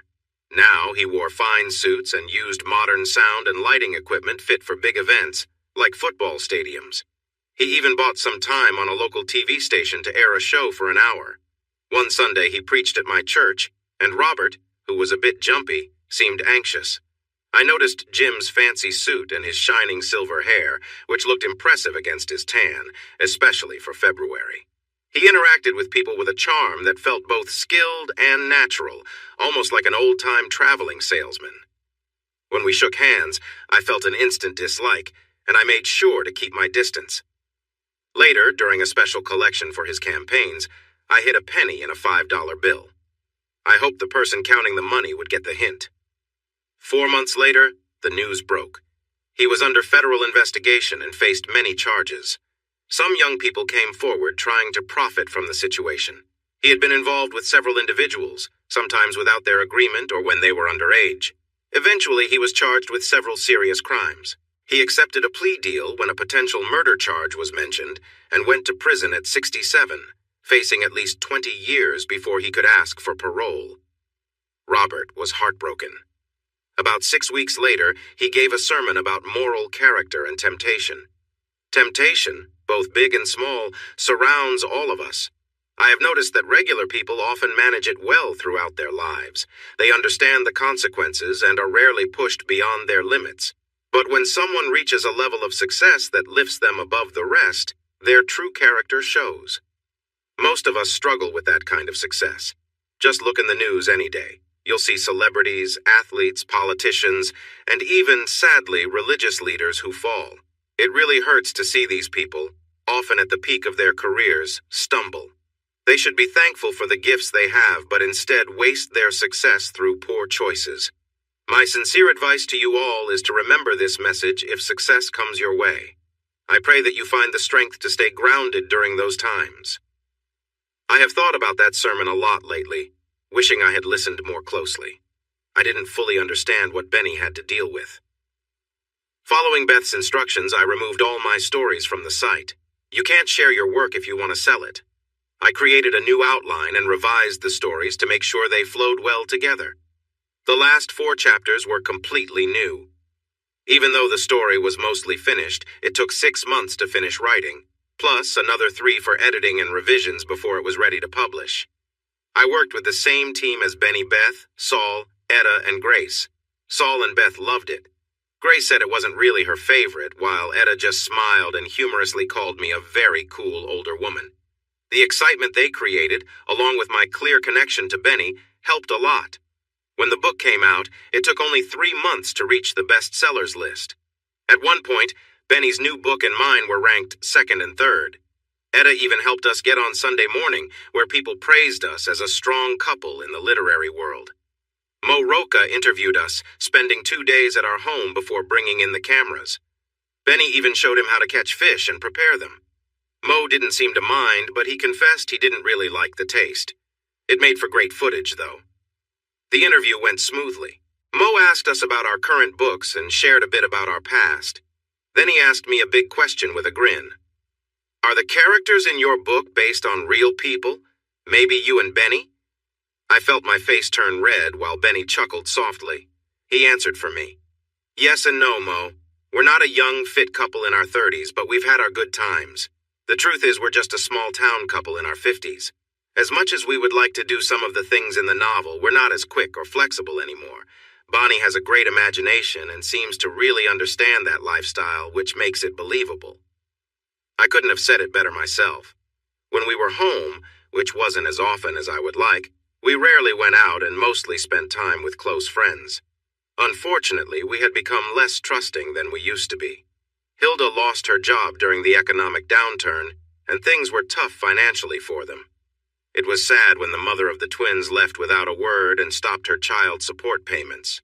We knew we had to be careful not to hurt their feelings, but we came up with a plan. Hilda had once been an assistant for a textile executive, so I offered her a job. I genuinely needed help, and she was a great fit. Part of her job included housing. Their apartment was too small for 2 teenage girls, so we moved Hilda into my old house rent-free. She cried for 2 days while her husband felt both embarrassed and thankful. Don't worry about it, I told them as they moved in. It's better for a house to be lived in than to sit empty. This way I know it's taken care of. Sarah had finally lost 30 pounds, but her husband wanted her to stop. I want there to still be enough of you to hold on to, he said, gently embracing her. I loved you before, and I love you now. So please stop. I was busy with publicity, doing television shows and book signings. Benny was out promoting his new book, even though he didn't really need to because of his fame. He always said you should remember the people who helped you succeed, so he kept up with the routine. He did his best to rearrange his schedule to be in the same city as me, but it didn't happen often. We spent longer periods apart for the first time in our marriage, and neither of us liked it. Hilda couldn't come with me because of the kids, so Etta sent one of her assistants along when I traveled. Her husband was feeling better, so she took on more work. I wasn't too fond of the assistant. Beverly seemed a bit too eager. One evening I was at a signing. It was my 5th event in 4 days, and I was tired and missing some cues. One man, a big guy who didn't seem well-groomed, came through the line twice. The second time he smiled and asked, "Do you feel it? The connection, I mean." "I feel a connection to all my readers," I replied, fatigue showing in my voice. Once the event ended, I spent time chatting with the bookstore owners and called Beverly to pick me up. I relaxed with a cup of coffee, thinking she should be arriving any time, so I stepped outside into the warm spring air. I didn't see him coming. Suddenly, I found myself being lifted off my feet and taken toward a van before I could react. Beverly pulled into the parking lot, saw what was happening, and quickly blocked the van with her car, honking the horn. After securing her doors, she called for help. He tried to pull me away, but I resisted with everything I had. I bit his hand, and when I did, he let me go and ran off. The police traced the van and caught the man the next day. I went to the hospital for a checkup and stayed for 24 hours. He was later declared unfit for trial and sent to a mental health facility for 3 years. Benny dropped everything to come to me. It really scared both of us. He thought I needed extra protection and talked to Mike Hogue. 2 days later, a tall, gentle man named Mark arrived. He had a background in the military and police, but had left due to an injury. He was in great shape as long as he didn't have to push himself too hard. Mike had met him on a vacation, and they had become friends. After his career and marriage ended, he needed work, so Mike hired him. I think Mark was more of a contractor rather than an employee for Mike. He was tall, charming, and skilled. We set up a way to communicate, and he would stay in the background unless I needed him. There were some awkward moments, but usually just a look from Mark would resolve things quickly. I was changing. Looking back, I realize it wasn't for the better. When people around you are eager to please, your inclination to take advantage grows. I think what really happened is I went from a happy homemaker to someone who felt entitled. The fame and power became overwhelming. Benny noticed the change and tried to talk to me. Believe just half of what you hear and see, dear. Remember that most of the people around you are not really your friends. They want something from you. I never drank much before, but now I had started having 1 or 2 drinks at night to help me sleep. Soon I was having them earlier to unwind. I probably wouldn't have said what I did if I hadn't been on my 4th drink that evening. Beverly warned me this would happen, I just didn't listen. He looked puzzled. What did she say would happen? That you would feel upset about my success, that you would be jealous. I can still picture his reaction clearly. I do feel jealous. It's because your success takes time away from us. But I'm proud of what you've achieved. You deserve your recognition. Hearing that made me feel guilty, and the old version of me emerged. I'm sorry, dear. I don't understand how you cope. I will be grateful when my time in the spotlight is over. He eased up a bit and started to massage my feet, something I had really missed. I sighed in comfort. Good. I have other projects that need your help that don't involve any writing, like the studio, for example. He had already finished his book tour and was taking a break from writing for a while. He still made notes, but he wasn't serious about new projects. Beth was slightly worried since he still owed 1 more book to the house, but he reassured her. I'm not working on anything new right now, Beth, but I have one ready. I just need you to work your magic on it. She insisted on seeing it, but he told her it needed a bit more refining before it was ready, and since he had 6 months to submit it, he wasn't in a rush. He had a new passion, making films and television shows. He discovered a set of 3 large buildings that had become empty when the economy declined and businesses moved overseas. We inspected them, with Hilda helping us get a good deal, and relocated our production company to our hometown.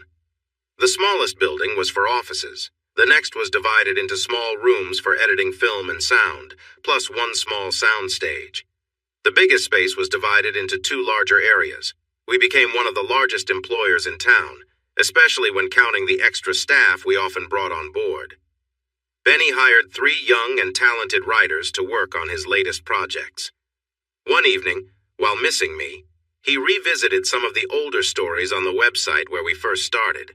About 2/3 of the stories were not very good, but the other third had some excellent tales. He focused on the best ones, contacted the top 2 websites, and made a deal. In return for a small share of his company, they would reach out to the writers he liked and offer them the chance to see their stories on TV, for a proper fee, of course. He chose 4 of the best stories, turning 2 into hour-long shows, 1 into a movie, and the last into a 4-part miniseries. He partnered with HBO, believing it was the best match for their style. One of the hour-long shows did poorly, but the other and the movie did fairly well. The miniseries was a big success. HBO agreed to make 20 more hour-long shows, 3 movies, and 4 miniseries based on stories from those websites. He assigned each of his main writers to a specific team. One handled the movies, another worked on the shows, and the last focused on the miniseries. The housing market in our town became one of the hottest in the country. Since many of the stories were for adults, most content had mature themes. However, he found a few appropriate stories in other areas that he successfully pitched to different networks. He encouraged as many family members as possible to join us. They slowly came over, worried it might not last. But when our production company won an Emmy for the miniseries and another for writing one of the movies, nearly all of our children moved back home. We bought part of the old farm next to us and turned it into a family compound, complete with private roads and security. I was making good money from my book, though not as much as Benny, but still a respectable amount. I placed it into trust funds for our grandchildren. Their college expenses were already covered, so it would provide a nice savings for a house or anything else they wanted in life. I was home for 2 weeks before heading out for the last part of my book tour. As I walked around the film complex, I was amazed at how much it had changed over the past few months. I found Benny in his office. "Can we afford all this? How much money do we have now?" I asked. He looked at me and smiled, still surprised by how little money worried us. "I'm not sure. Will hired 2 full-time people so he could focus on us. He wants us to come up once a month for a review, but I haven't had time this month. Want to fly to New York, see a show, and catch up?" It sounded like a great plan. We spent 4 days with our friends, enjoyed 2 shows, and visited some nice restaurants. It was the most relaxed we had felt in a long time. Plum even made a quick and surprising appearance. I had been working on my fitness a bit and was getting back in shape. While I was showering before heading out, Benny was meeting with Saul and Beth, so I had some time to myself. I took a good look at myself. Even though I was a little softer, I was still in good shape, especially for my age. I smiled as I traced the small tattoos on my skin. I shook my head at the silly thoughts creeping in. I could almost hear Plum's voice in my mind. "That's the difference between us. You're thinking too much, and I have a different viewpoint," she teased. I felt a little silly arguing with this imaginary side of myself. "And sometimes, it's not just about romance. It's about connection," I continued. I sighed, feeling uneasy. Our romantic life had slowed down a lot lately due to time apart, work demands, and plain tiredness.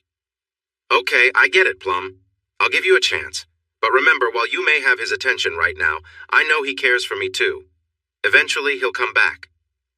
I felt Plum's cheerful response in my thoughts. "Keep believing that. If you tell yourself often enough, you might convince yourself. Now, I have to get ready. Someone special is coming over." One of the best things about having money and being in New York City is the ability to get what you want whenever you want. I made a few phone calls, took a cab to my destination, and went shopping. I visited a top-notch shop where privacy was respected. If they didn't have what I was looking for, it likely didn't exist.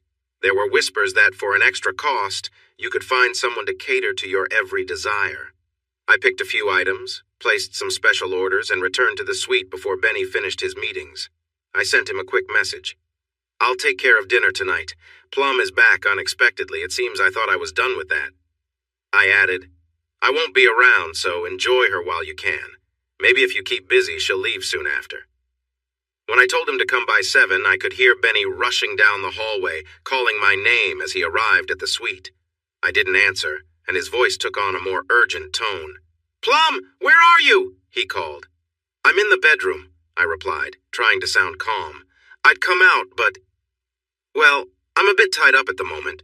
I wasn't just a bit tied up, I was completely restrained, following his instructions precisely. I had set everything up, securing each strap carefully, knowing that I wouldn't be able to move until someone else came to release me. The room was softly lit with candles, creating a warm, inviting glow. I had prepared everything. The setup included a small table with an assortment of snacks and a few items that I thought he'd find interesting. I hoped he'd like what he saw. Benny entered and paused, looking around the room, taking it all in with a grin. His attention shifted to one of the devices on the table, something he picked up with curiosity. "And this is?" he asked with a knowing smile. It's just a little something special," I replied, feeling a bit shy. He chuckled at my reaction and set it aside, looking amused. After a few more moments, he joined me at the bed, taking a seat nearby. He was calm and steady, watching me with interest as I stayed still, unable to move or speak much in response. For a while, he simply sat there, enjoying the quiet, occasionally reaching out to gently touch my shoulder or hold my hand. Eventually, he began talking about his day and our plans for the next morning. His voice relaxed and comforting. I felt calm and safe, lying there with him nearby. Finally, he undid the straps and helped me up, wrapping a soft blanket around my shoulders. I was tired, but the kindness he showed made me smile.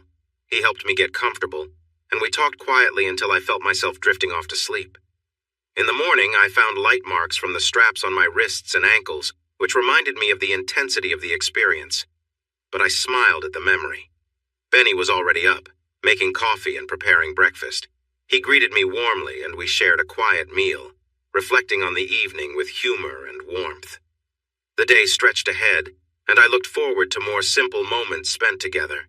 When he finally stepped back, he asked casually, "So, my little plum, what do you want to do?" I looked up at him with eager eyes. "Everything, please," over and over. That seemed to make him happy because that's exactly what he did. The next morning, he told me he had a backup plan just in case he needed it. I really appreciate modern medicine, don't you? We returned home feeling satisfied, refreshed, and happier than we had been in a long time. I had another week off, and we spent almost all of it together. We even locked the door to his office at the studio and had some fun there. I was amazed at how much money we had. Will was doing an incredible job. He laughed as he reviewed the figures. I was really glad when Benny started the film studio. You guys needed to show some losses. But now, you're earning more from it than from your writing. I think you should start a charity to help with your taxes. Our hometown and state were giving us a great tax break because of the studio. Of course, we created many full-time jobs, with hundreds more part-time jobs when you consider extras.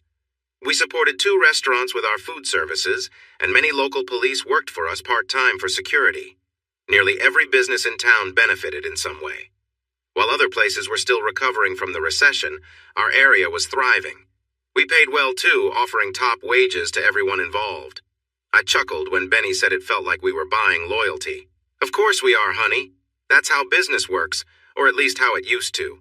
Pay well, offer good benefits, and create a nice work environment, and you'll attract the best. We got involved in the community by funding safety gear for the local police. We also asked the county to place a fire department branch near the studio and covered the costs for the building and equipment. We put one of his sons, Greg, and one of my daughters, Amy, in charge of our charitable projects. They enjoyed it at first, but soon got tired of the constant requests. One man even asked us to remodel his house to make a good impression for visitors. They kindly suggested that instead we could buy his house at a fair price and turn the space into a garden for everyone. He left the meeting very upset. I also lost Hilda as an assistant.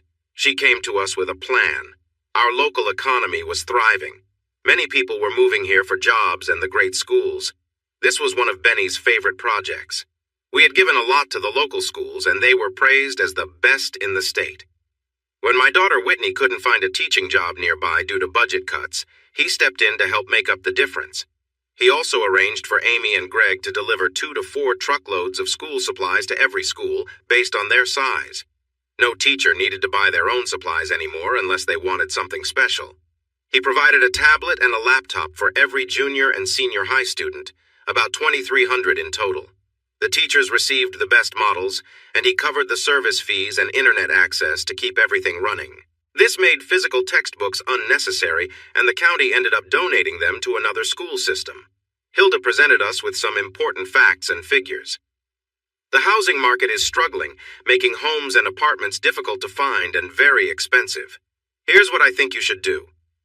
She shared a plan for 3 10-story apartment buildings, each with 122 3-bedroom apartments. She also had a smaller plan for 1-bedroom and studio apartments for singles and couples without children. Additionally, she proposed 2 housing developments, one with 60 homes and another with 40. There were even plans for a small shopping center located between them all, plus 2 parks, one with sports fields. We were taken aback. What does all this have to do with us? I finally asked, trying to catch my breath. She looked at me as if I didn't understand. Everything. You're the largest employer, so your workers, and in turn, you will benefit. Plus, you have the most resources in the area. You can afford to make this happen or at least help finance it. If you don't, someone else will. And we don't know what their plans will be. Uncontrolled development could harm our community, and land prices will soar, leading to crowded schools. This way, even if we can't control everything, we can at least reduce some of the negative effects. We considered her ideas, reviewed the numbers, and checked with Will and Grace. Will thought it was a great plan, but Grace was uncertain. You're turning it into a company town. Is that really a good idea? What if you lose your tax incentives? Would you leave? Do you want that kind of influence over the community? Benny was troubled. I don't want to control the community. I just want a nice, clean, safe place to live. Is that wrong? Grace took his hand and said, No, Benny, it isn't. I just want you to be aware that some people might react negatively. They admire success and are happy to see a local person do well, but too much success can make them uncomfortable. It really is a solid plan and could be very profitable. Just be cautious, okay? Benny agreed to think about it. 3 days later, he called Hilda and gave her the go-ahead, but with a few conditions. We will only work with local contractors and suppliers. This is their home, too. Also, contact some of the best real estate companies and offer them a small share of the projects, if they can manage it. I want as many locals as possible involved in this. Another thing, bring in Jim and Sarah. Jim used to be a project manager at his old construction company until it closed down. He'll be quick to spot any problems. Start slowly and keep it low-key. And check with the city and county in private meetings if you can. If they're against it, we won't be able to move forward. I was surprised by the reaction once our plans were approved and shared with the public. The negative response Grace predicted came in strong. They even created a website called Say No to Henson City. Benny was really upset about it. He tried to hide his feelings, but everyone close to him could see through it. He even went to a county commission meeting and announced he would be there, which led to them moving the meeting to a bigger venue to accommodate the crowd. Most of the commissioners were pleased with how things were going. The county was financially stable, the economy was thriving, and unemployment was under 3%, the best in the state. However, 2 were against nearly everything Benny wanted to do. One felt jealous of Benny's success, and the other had a strong dislike for him. That second commissioner was Tom, who was married to Benny's ex-wife, the woman who had left him for Tom while they were still married, believing Tom would give her a better life. Before Benny found success, there had been snide remarks and hidden disrespect directed at him. I had put a bit of money into Tom's bank just after Benny's career took off, a small part of what we had then. I took satisfaction in making Mariam do all the paperwork. I wanted to show them that they would never be in Benny's league. Tom's family mostly owned and controlled the bank. After that, I didn't deposit any more money in there. When a new credit union opened in town, offering better services at lower rates, the bank lost quite a bit of business. Tom and Mariam clearly noticed that we were significant supporters of the credit union, having moved most of our assets there to help get it started. By the time the credit union was up and running, we had nearly forgotten about Tom and Mariam. They, however, had not forgotten about us. The meeting quickly became heated. Before Benny could state his case, Tom and the other commissioner launched their attacks. "This is absurd," shouted Tom. "Why should we give in to this arrogant person? Does money make you powerful?" I wanted to remind him that he might have thought so while he was trying to win Miriam over, showing her a life of luxury. They had looked down on him every chance they had. How does it feel to be on the bottom? I wondered. I kept quiet while he talked, following the plan our lawyers and publicists had set for us. "Excuse me, Tom, but how have I been arrogant? I'm still Benny. I still live here and go to the same diners and restaurants as everyone else. I was just lucky enough to earn a lot of money, but I don't use it to make people do what I want. I don't attach strings to anything I do. I give a lot back to this community because they often need it. In return, I ask for nothing except maybe a thank you once in a while. Like I said, I live here. I'll live here until I die. This is my home. Don't you care about improving the community? Doesn't your bank give loans every day for new houses and businesses? Don't you think these things make it a better place to live? In the end, I'm doing the same as you investing in the future. Maybe my way is a bit different, but isn't the goal the same? As for the building plans, even you will agree new housing is needed, and I haven't seen anyone else trying to solve this. Do we really want these people living elsewhere and commuting here to work? But how about this? Let's put it to a public vote right now. I ask every commissioner here to vote honestly. Don't worry about whether it's good for Benny. Think about whether it's good for the county. I'll respect your decision no matter what. Of course, the commissioners postponed the vote, smart enough to let everyone share their thoughts first. The outcome was pretty clear. 9 of the 12 commissioners were already in favor. In the end, the vote was 10-2. You can guess who voted no. Tom and another commissioner left in anger. Benny didn't say anything, but I could tell he felt a bit hurt by all the negativity. I did my best to comfort him, and I think it helped a little. 2 days later, I was off on the last part of my book tour, which lasted 3 months and included stops in Mexico and Canada. The book was doing well. 7 months later, it was still near the top of the charts. Beth was pushing me for a sequel, but I wasn't so sure about that.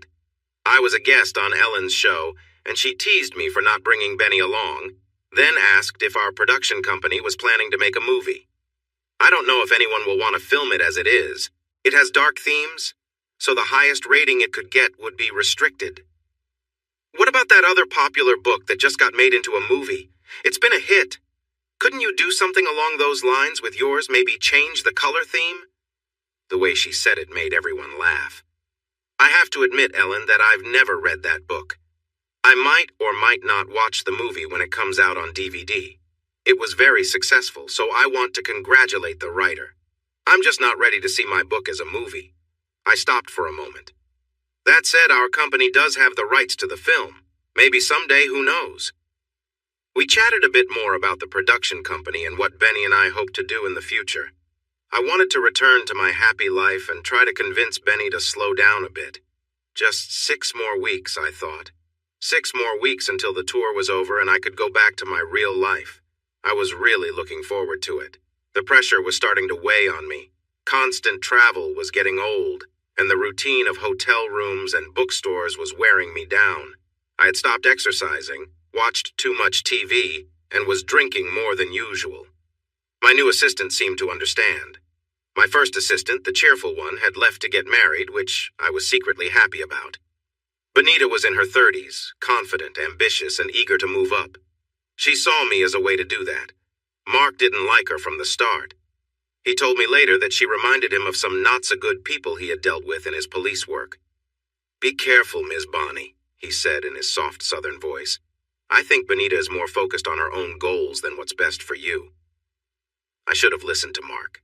Looking back, I like to think I was still kind-hearted and wanted to give her a chance. It turns out she wasn't a good person at all. I found out she was trying to make a deal with another publisher to get my next book for a better job and some extra money. The problem was that she did this without telling me. I had already decided my writing career was done, and if I did want to write again, I was loyal to my friend and her publishing company. Finally, the book tour was finished and I was going home. I hadn't spoken to Benny in 6 days. I was tired, distracted, and frustrated with the Benita situation, so I didn't even think to call him. Looking back, I should have noticed something was wrong since we usually talked at least once a day. Benita did not take her firing well, and once her actions were revealed, others were wary of hiring her. She blamed me for her troubles while pretending to apologize for the misunderstanding. I was finally home. I tried to call Benny twice, but it went to voicemail. That didn't seem strange because he often turned off his phone during meetings.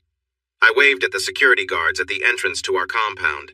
I didn't know them, but the security company often changed the staff to prevent reporters and others with agendas from trying to get information from them. We had security cameras set up all around our house and yard, as well as at my family's homes. When they returned home, the indoor cameras stopped working, and some outdoor ones were turned off for privacy. It felt sad that being rich and famous wasn't as joyful as it seemed. We also had 2 guards who walked around to keep an eye on things because there had been another attempt to kidnap one of the grandchildren. Now guards were there to take them to and from school. I entered the house, dropping my bags and letting out a sigh of relief. I still missed our little house, but this new place had its perks. First, it was very big. The grandchildren often stayed over, and now that the older ones were in their preteens and teens, they really enjoyed the pool, especially the waterfall and wave features. Benny wasn't one to spend much on himself, but he loved to spoil the grandkids. The house also had a great outdoor kitchen, with many gadgets that most people didn't have. Off to the side, Benny proudly kept his old cooker, a converted oil drum that had been used for many years. Every few months, he would cook. I'm not sure how everyone found out, but we usually ended up with a full house of guests. Mike Hogue would visit now and then, playing with the kids, eating a lot, and relaxing with different lovely women. Nothing seemed serious with him, though people said he had been engaged once but got his heart broken. Sometimes Wiley and Moira Patterson would come with their group of red-headed girls and a little boy with auburn hair. We had a guest house for them, but their younger kids and ours often found cozy spots to sleep. Most of the time, we'd light a fire in the pit, and they would pull out their guitars. I would sit back and enjoy as two top entertainers sang fun songs with the kids. Our grandchildren would have stories to share with their kids when they grew up. Their oldest girl wanted to work in film someday, and Benny promised her an internship when she was old enough. We assured Moira and Wiley that she would be well taken care of, even offering for her to stay with us. This made her very happy. They said they would think about it, sharing playful glances when she wasn't looking. I stood there, taking it all in. I was home. Benny still wasn't answering his phone, so I shrugged, hoping he would arrive soon. Knowing I was alone, I changed into my swimsuit and jumped into the pool, half hoping Benny would come home soon. After swimming for a while, I got out, dried off, and opened the bar to make a pitcher of margaritas. As time went on and Benny still didn't come back, I began to feel tipsy. When the first pitcher was empty, I made another, spilling a bit and adding a little too much alcohol. Benita Smith was fuming as she woke up alone, frustrated that Benny wasn't there when she needed him. Meanwhile, Benita had been harboring resentment for quite some time. Losing her job after her underhanded tactics came to light had left her with no prospects in the publishing industry. Her reputation was ruined, and mainstream publishers wouldn't touch her. Accepting her own nature, she admitted to herself that she didn't care who she had hurt or betrayed. Her focus was on getting even with the Hensons, who she blamed for her downfall. Determined to follow through, she used her last bit of money to travel back to her hometown. Upon arrival, she was surprised to find that her name was still on the visitor list at the Hensons' private property. A car followed her along the secluded road leading to the estate, but she paid it little mind. The security guard on duty assumed the car was part of her party and allowed them both entry. In another part of town, Tom, Marion, and their lawyer Bob found themselves in a difficult spot. The bank they were associated with was quickly losing business to a new savings and loan that had recently opened. With the Hensons holding a significant amount of assets at their bank, the situation was growing critical. Tom knew that if the Hensons decided to move their remaining assets, nearly $20 million in various accounts, it would be a significant blow to their bank's stability. The three of them, once close to the Hensons but now estranged, debated their next move. Marion, who had once been married to Benny, was reluctant from the start. "Look at us," she said. "Tom, you're the one who stole his wife. Bob, you tried to strip him of everything he had for my sake. And I'm the one who left him for what I thought was a better deal. Why would he ever help us now?" Tom's temper flared at Marion's words, especially when she expressed regret over her decision to leave Benny. "If anything, you did Benny a favor by leaving," he snapped. "If you'd stayed, he might never have found the success he has now. You did him a favor by breaking his heart. He's better off because of it." Marion fell silent, recognizing the truth in his words but feeling the sting of her choices. Bob shook his head, unwilling to dwell on the past mistakes that had brought them to this moment. The three of them, still frustrated and divided, set off to figure out a way to confront the situation they had created, hoping for a resolution that might save them from financial ruin. He carefully maneuvered the car down the winding road, focusing on their destination, while the atmosphere in the car was filled with tense anticipation. As they neared the Hensons' property, a surprising event occurred without much trouble. Benita was allowed through the security gate. This ease of access astonished her, but she carried on confidently, her mind sharp with the determination to turn this visit to her advantage.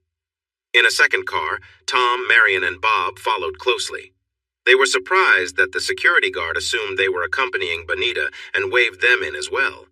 Each of them felt a mixture of curiosity and unease about what they might find at the Hensons' estate, especially since they were hardly on good terms with their hosts. When they reached the main house, they cautiously stepped out and looked around, unsure of where to go next. The house was quiet, and no one came to greet them. Bonita, already deep in thought, noticed that the front door was slightly ajar and pushed it open. "She's probably by the pool," Marian muttered, her voice tinged with resentment as she remembered seeing the luxurious estate featured in a magazine. As they moved through the house and into the backyard, they finally spotted Bonnie by the pool, seemingly asleep on a lounger, completely unaware of their presence. Bonita stopped short, stunned by the sight, and then quickly took out her phone. Without a second thought, she began snapping photos, thinking these images could be her ticket to a new opportunity with one of those tabloid magazines. The others watched in stunned silence as Bonita took her photos and quietly left, satisfied with her prize. But Marian, feeling emboldened, pulled out her own phone and began taking a few discreet pictures as well. Bob frowned and shook his head. "What are you doing?" he asked, a hint of caution in his voice. Marian shrugged.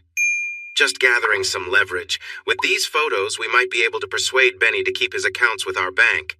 We can use the threat of releasing them to secure his business and maybe even turn things around for us." Bob crossed his arms, uneasy. "You do realize this is unethical and probably illegal, right?" he warned, glancing at her with concern. Marian didn't respond, focused instead on her plan to secure their future. Tom, equally conflicted, simply stood by, realizing that they had crossed a line, but uncertain of where this path would ultimately lead. "If you get caught, things will not go well for you, and it could get very serious." "Do you have a better plan?" Tom asked. "You have a lot invested, too." Tom asked Mariam to move her legs a bit wider. He took a marker from his briefcase, laughing as he scribbled Tom's across the top of a name. In a burst of inspiration, he reached under Mariam's dress and did something messy, smearing it around in a careless manner. Unconscious, with the mess on her, Bonnie looked very vulnerable. They were admiring their actions when sudden screams rang out. Hilda and Sarah had seen Bonnie's messages and rushed over to see their friend. They were curious about the car in the driveway but hurried to the patio, which was Bonnie's favorite spot. They couldn't believe their eyes when they saw the trio near Bonnie. At the first scream, they fled the house. Hilda, being the more sensible one, called for help, asking for police and an ambulance. Bonnie began to wake up, but Hilda made sure she remained still until help arrived. The officers sped past the trio while they drove, their nerves increasing. Suddenly, one of the police cars turned around and followed them with lights flashing. "Clear your phones, quick!" Bob shouted. Tom smiled, having already cleared his and Mariam's phones after saving everything to his computer. He couldn't resist sending Benny a picture of Bonnie, clearly in a bad situation.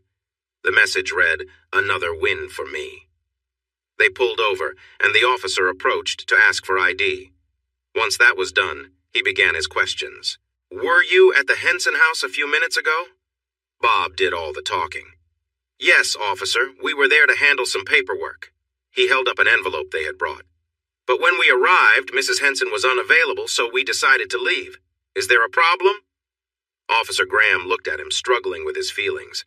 Bob often defended those who did wrong and had a knack for getting them off the hook. Things had not gone well for Tom before, but he was now dealing with a better situation at a new bank. "I'm not sure if there's a problem, sir. Would you mind coming back to the house? I think we can sort this out quickly and you can be on your way." Bob felt uneasy and tried to sound confident.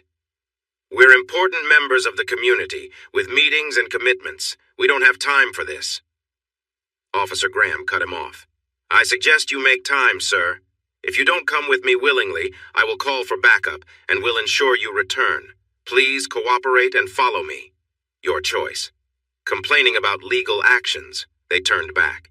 Hilda wouldn't let Bonnie leave until the ambulance arrived. They took samples and did tests. Bonnie started to understand what was happening, feeling embarrassed to be in front of so many people. Finally, she was given a robe, and Sarah explained what they had found when they arrived. When Bonnie went to the bathroom and opened the robe, she saw the mark of a tattoo for the first time. She fainted and collapsed on the floor. The EMTs carefully placed her in the ambulance to take her to the hospital for a night of observation. While she lay under sedation, events happened that made her doubt she would ever be happy again. Benny had been trying hard to reach Bonnie for almost 2 weeks. Her assistant said he would pass on his messages, but Bonnie only returned his call once, upset and ranting before hanging up. Worried about their marriage, he did what he felt he needed to do. One of Bonnie's granddaughters, Megan, was very ill and needed a bone marrow transplant. They hoped Bonnie might be a match for her. He contacted Etta to explain the situation, and she promised to let Bonnie know. She wasn't aware of what was happening with Bonnie's assistant. Meanwhile, every adult in the family got tested, and they were thrilled to learn that Benny was a good match at 85%. 2 days later, the procedure took place while the family waited. Because of his age and a reaction to the medicine used, he stayed in the hospital for a few days. Megan showed improvement, and the family, especially her parents, were very happy. As Benny was leaving the hospital, he received a message that shocked him deeply. He saw an inappropriate photo of Bonnie and felt overwhelmed. Without saying anything, he made plans once he got home. He quietly arranged for a plane, flew to an unfamiliar city, and vanished. Bonnie awoke to a terrible situation. Luckily, one of the new security guards forgot to turn off the cameras and everything was recorded. Bob, Tom, and Miriam were arrested on serious charges. If found guilty, they might have to register as offenders wherever they lived. Bonita was caught trying to sell photos and faced similar charges, making it hard for her to find work. She ended up becoming a waitress. Bonnie cried for Benny, shocked when Hilda told her what had happened. She realized she had missed an important moment in her family's life. Thankfully, Megan was doing well and wanted her grandfather. They gently told her he was away on business, all the while wondering where he really was. Hilda made sure one of the family was always nearby and hired 4 top detective agencies to find him. It seemed like he had vanished. They searched everywhere, even visiting the Pacific Islands where they used to vacation. Mike Hogue was contacted. He claimed he didn't know where he was and began his own search. 6 weeks went by. Saul, Beth, Etta, Will, and Grace were very worried. Beth had worked with people like Benny before and feared the worst. They all felt a bit guilty for pushing her too hard. The media finally caught wind of the situation, the attack, the charges, and Benny's disappearance. Gossip magazines had a field day. One even published a blurred photo of her. They faced a huge lawsuit before they apologized and revealed where they got the image. Bonita was shocked when the police took her from work and charged her with new offenses. The magazine had promised to keep her safe. Out of options, Bonnie appeared on her favorite talk show, with Grace supporting her. She was the only guest, and the country listened in disbelief as she shared her story, breaking down several times. In the last 15 minutes of the show, Bonnie pleaded with Benny to let them know he was okay. "Please, my dear, I know I might have gone too far, not because of the attack that was what it was, but I shouldn't have put myself in that situation. I'm seeing a therapist now, and I haven't had a drink since that day. Just thinking about alcohol makes me feel sick. I went too far by ignoring you and putting our marriage at risk.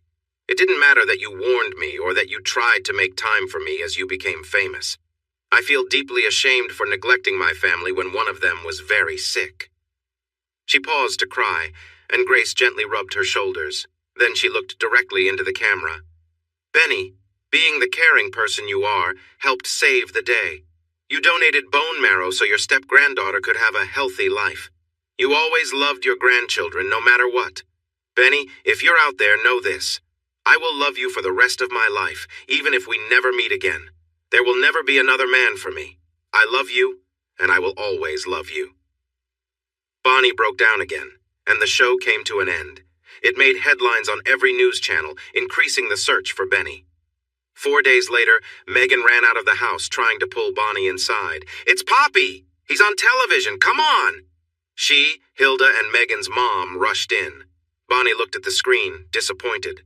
Wiley Patterson, the country singer, was the guest on one of the morning shows. He was holding a guitar and talking about a children's book he had written. He explained it was partly about how he and his wife met and how they visited hospitals to bring joy to sick kids. The story had turned into a fairy tale he would tell his children when they were young. "This book wouldn't be here without help from a good friend of mine. He knows a lot about this. and he guided me to make it something people could read." He nodded toward the man next to him, who was holding a bass guitar. The man was older, with long gray hair tucked behind his ears and a well-groomed mustache. He looked like a cowboy from the Old West. He smiled and said, "I think my friend is being too humble. I didn't do much for the book, just gave a few ideas to help it flow. I learned a lot from him, too. He even let me help him with a song or two." It was Benny. He had been in Nashville spending time with Wiley. I remembered how he had once talked with Benny for a long time about turning thoughts into stories or songs. The hostess, who had been reminded that the talk was about Wiley, not Benny, nodded and went on about the book. She mentioned that Beth had done the editing and her company published it. It had been out for just over 2 months and was gaining popularity. Later, Beth told me more. All I knew was that Benny was really backing it. I was told if I didn't find it good enough to publish, they would try somewhere else. It was good, really good. Benny can say what he wants, but that book has his influence all over it. So we published it. It came out 2 weeks before your book tour finished. I can't believe you didn't hear about it. He usually tells you everything. There's a copy on our shelves now, likely worn from being read. The dedication was to Moira, Wiley's wife, and to his brother-in-law, who had faced a tragic end. At the end, he thanked "my good friend and the best wordsmith I ever knew, Benny Henson." As much as he might want to deny it, this book only happened with his help. I sat amazed as Wiley moved on from discussing the book to the songs he was about to sing. These songs were co-written with my friend Benny. They will be in the movie his company is making based on the play and book he has coming out. I want to thank him again for letting Moira and me be part of his creative journey. They set up another stool and microphone while he spoke. Then his wife Moira walked out. Her bright red curls were pulled back in a loose ponytail, and she was wearing a simple blouse and jeans. She gave Benny a kiss on the cheek and Wiley a kiss on the lips before she sat down. The first song was nice, but the second one really amazed me, and everyone else too. Before they started, Benny shared some background on the song. This is a story about a married couple who lost touch over time. It took a tough moment for them to reconnect. I wrote it for my wife, who I still love dearly, as a way to say I'm sorry for not being there for her lately. I'm sorry, Bone. I was so surprised that I almost missed the song. He still loved me, and he was in New York. The song, "Weathered House," was beautifully haunting. It featured just a single guitar and bass, with the singing soft at times and powerful at others. I didn't know Benny had such a good voice. I couldn't remember ever hearing him sing before. His deep voice added a special touch to the harmonies. The hostess asked about the play, and Benny responded, "This is my first time working on a play.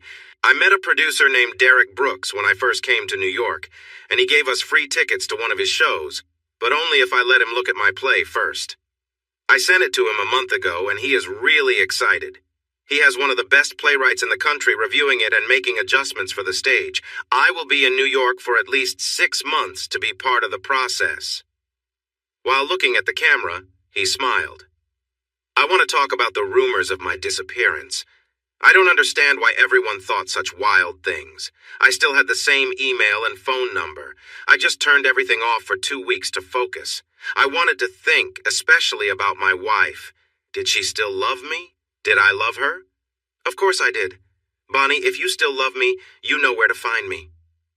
He was staring directly at the camera. Hilda was already on the phone to Beth and Saul, promising to tell Grace and Etta. A plane was waiting at the airport, ready for me as soon as I arrived. This was the leading story on the evening news.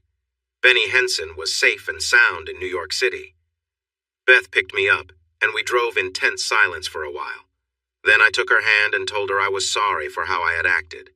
She apologized for not taking better care of me, and we shared a quiet moment of tears on the way to her office. Once we arrived, it was all about business. She brought up my book, but I quickly stopped her. "Please don't talk about that again. I'm finished, Beth. There won't be any more books, and I won't discuss the current one." Changing the subject, she asked if I knew about the play. "I didn't even know he was writing one. I haven't spoken to or seen Benny in almost 3 months, so I had no idea what he was up to. Still, even if I had been there, I wouldn't have known until he was almost finished. It's just how he does things now. Enough about work. I need to see my husband, and you have to tell me where he is." I don't know where he is, and no one seems to be saying much. I think this is a test. He wants you to find him. Are you ready to look? I'll search this city piece by piece if I have to. Any clues? Beth smiled. He's involved in a play. Go to Broadway and talk to Derek. If anyone knows where he is, it's him. Derek spotted me right away when I arrived, but was reluctant to share details about Benny. He has an apartment nearby, but I can't say exactly where. Even if I knew, I'd wait for permission to tell you. My advice is to stick around. He comes in a few times a week to make updates and provide feedback. He hesitated, deciding how much to say. This is going to be big, Mrs. Henson. It will likely be on Broadway for years. It's pretty simple, and there are only 3 actors in the show, all older. People are talking about it, and I'm getting calls from agents all over, even from other countries. Big names like Hugh Jackman and Sally Field are interested, plus many from Broadway. I'm glad I'm not in charge of casting. So I was allowed to stay in the theater and listen. I sat there every day for 2 weeks. It wasn't long before I realized the play was about Benny, me, and choices I've made. One scene, where a man asks his wife to just talk to him, felt like it was taken from our conversations. I cried quietly. They were using new actors, testing lines, building sets, and making sure everything looked good for what was to come. Someone handed me a box of tissues from behind. I didn't notice anyone was there. I took a handful and mumbled a thank you. I turned around to return the box and came face to face with my husband. There was a stillness as I gazed at him, a small smile playing on his lips. My shout stopped everything in the theater. Everyone rushed over, worried if I was okay. I was better than okay. I had the man I loved most in my arms, and I didn't want to let go. 2 strong stagehands gently moved us, placing Benny on a seat while I stayed in his lap. Derek walked over, smiling, and waved others away. He waited patiently until I finally let go. I see you found each other. Would you like a private space? Only if you plan to put a wall around us while we sit. I'm held close by the man I love, and I don't want to let him go. He smiled and walked away, telling everyone to give us some space. After we cried, we both said we were sorry. When Benny spoke after me, it hurt my heart again. It hurt me, Bon, even before the picture, to think I might lose you. You don't know how hard it was for me while I was out promoting my books. When you couldn't come, I wandered alone. The attention from other women made me uncomfortable. The idea of being unfaithful to you seemed ridiculous, but then you stopped talking to me and cut me out of your life completely. I had spoken to others who also had long separations from their partners and heard how many gave in to temptation. I started to think you were moving on without me. When you didn't answer your phone during the time your granddaughter was in trouble, my heart sank. Then the picture came, and I needed to leave. I don't know why I chose Nashville. Maybe because we had never been there. I felt lost for a week until I remembered the Pattersons. I called, and Moira came to get me in a big Jeep and took me to her home. I stayed in their guest house for a week before I began to feel better. Their son wanted to go fishing, and everyone else was too busy. He asked me at breakfast, and by the afternoon I was fishing with him and his sister by their pond. We caught enough fish to have for dinner the next night. Wiley and I sat by the fire pit the next evening talking about life and love. You didn't know, but I asked the family to keep an eye on you. I knew you were searching for me, but I still felt hurt and couldn't come back. Instead, I found a story online about a man who learned his wife had cheated on him years earlier and how much pain it caused even after all that time. She said it was due to feeling isolated, and that the mailman became a friend. He would stop there for lunch. One day she invited him in, and their lunches turned into more. Her husband grew suspicious and started coming home early to catch them. It all took place in Oklahoma, where a tornado forced them into a root cellar for hours. She realized how wrong she had been and decided to commit to her husband again. The funny part was that she inherited the house from her grandmother and insisted on moving. He had to drive a long way for the only job he could find. After fixing up the house, they decided to sell it and move back to the city. The husband found out about the situation only after the mailman passed away. The mailman had left her some items in his will, including a letter he had written but never sent. In the letter, he expressed his feelings for her and asked her to leave her husband. When they moved, he kept the letter tucked away until his passing. I was curious. Did the couple stay together? I'm not sure. The article didn't say. Well, I hope he found a way to forgive her. We'll never know. One thing that was interesting in the article was her comparison of their relationship to the house. She said their life was like the house. It survived through tough times and came out strong, just a little worn. He sighed. I worked on the draft for 16 hours a day for 4 weeks. Then I stopped to help Wiley with his little book. He had already written the story, and I just made it easier to read. I also picked up an acoustic bass he had, and he taught me the basics. Then I went on the show, knowing someone in the family would be watching. I wasn't sure about my place with you, so I made it clear that if you still wanted me, you'd have to come find me. And here we are now. I sat in shock. Then I reached for him, bringing our faces close until our noses almost touched. Listen to me, Benny Henson. I may have drifted a bit, but I never stopped loving you. You can't imagine the struggle I faced, wondering if I would ever see you again, wondering how I could go on without you. Right now, I want to make some promises to you. I will never let you go again, you understand? Never. I'm finished with writing. I'm done with being apart. From now on, if you're resting, I'll be right beside you unless I'm in your arms. I let go and pulled back, breathing heavily with emotion. Did he still want me? He just smiled. Okay then, whenever you're ready, I'll show you the apartment I rented for us while we start this new chapter. We hurried through the streets of New York, feeling youthful again. We spent some time together, both of us feeling a mix of joy and tears. You would think that after several months apart we would rush things, but we took our time, trying to show our love in every gesture. As the days passed, things grew more passionate but still gentle. We didn't wake up until afternoon the next day. I wish I could say everything returned to how it was right away, but it took almost a year for things to feel normal again. We went through some difficult counseling for a few months, and the troubles with Bob, Tom, and Miriam were quite distressing. They were all found guilty of serious charges, even though Miriam claimed she hadn't participated. The evidence clearly showed her involvement, and the judge decided she was as responsible as the others. They all received 3 years' sentence but ended up serving about 6 months. Bob lost his law license, and Miriam and Tom lost their jobs because they were now registered offenders, and there was a school nearby that caused issues with the law. Bob moved away to work for his uncle as a paralegal in another state, thankful to find a new job. Tom's father helped them sell their house and gave them some money while they searched for new jobs. Things became a bit complicated in our mixed family because they had a restraining order that required them to stay 1,000 feet away from me, Benny, our home, and the studio. They would visit the family 4 times a year and would spend a week with them. The kids covered the costs wherever they stayed, while the couple barely managed. Then one day, Tom vanished. The boys felt sorry for their mother despite disliking what she had done, but since they were doing well, they rented a nice apartment for her, bought her a car every few years, and gave her money often. I secretly found joy in knowing that the help she received came indirectly from Benny. A Weathered House won 4 Tony Awards in its first year.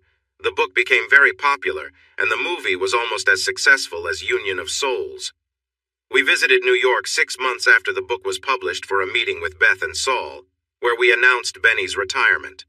Saul smiled and chose to retire too. Beth was surprised and asked him to think it over, but he assured her that if he ever decided to write again, she would be the first to know. Will still managed our finances, having grown into a full office firm with us and the studio as his main clients. Grace continued to be our lawyer, just in case. We brought all our kids, even those who didn't work for us, together for a meeting. We handed the studio to 4 of them while keeping the 2 who worked in charity in their roles. The others kept their beloved jobs, and we ensured they were all well taken care of. Hilda, Sarah, and their husbands became full partners in the real estate business. 7 years later, the county allowed them to form a village called Hensonville. We attended the celebration, and Benny received a plaque naming him as the founder. He asked them to change the name, but the voters refused. Benny had one important rule for our family. Once a year in summer, every business we owned would shut down for a month, and all employees would receive full pay during their vacation. This led to very low turnover rates for any company in the state. The Henson family, which included Beth, her girlfriend Etta, and Etta's second husband Will, gathered together on their private island in the Pacific. This group also included Grace, Hilda, Sarah, their husbands, and extended family members. They would all spend the month together there. Wiley, Moira, and their family joined whenever they could. Mike Hogue often visited with his 3 wives, including a small woman who had once touched his heart, along with all their children. Every year we held a big party. Benny hired local people to help him create Southern-style cooking using oil drums and taught them his recipes. Up to 500 guests would come, including the king and his royal family. Our grandchildren, especially the teens, loved sharing photos of themselves with the royals.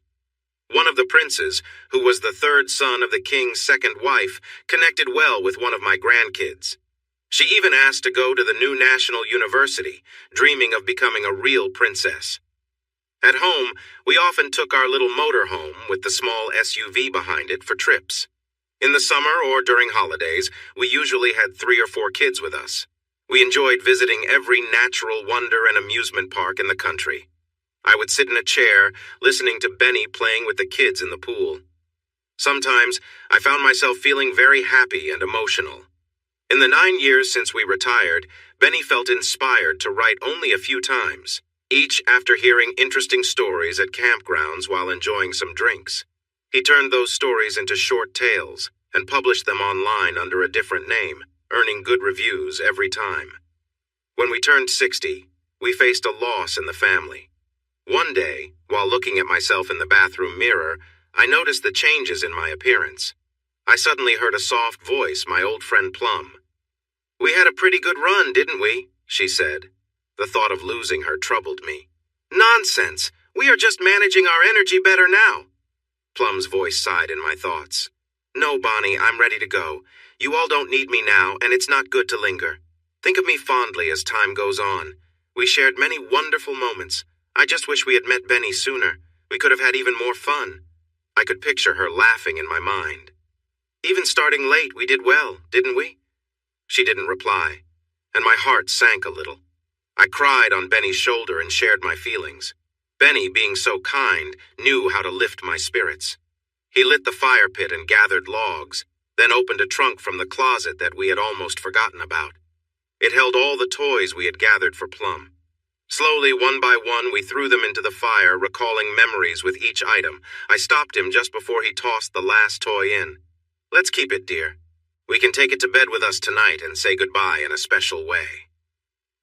After a long and meaningful evening, we fell asleep with the memory of Plum watching over us. The next morning, I cleaned the fire pit, and an idea came to me. I had started collecting pottery and recently got an old bean pot. I ran to grab it and gently brushed some ashes into it. That weekend, I took it to a man who fixes pottery and asked him to refire it with new clay. He attached the lid and added a large purple plum design on both sides. It now sits on our mantel, and all the kids know they are not to touch it. Hey everyone!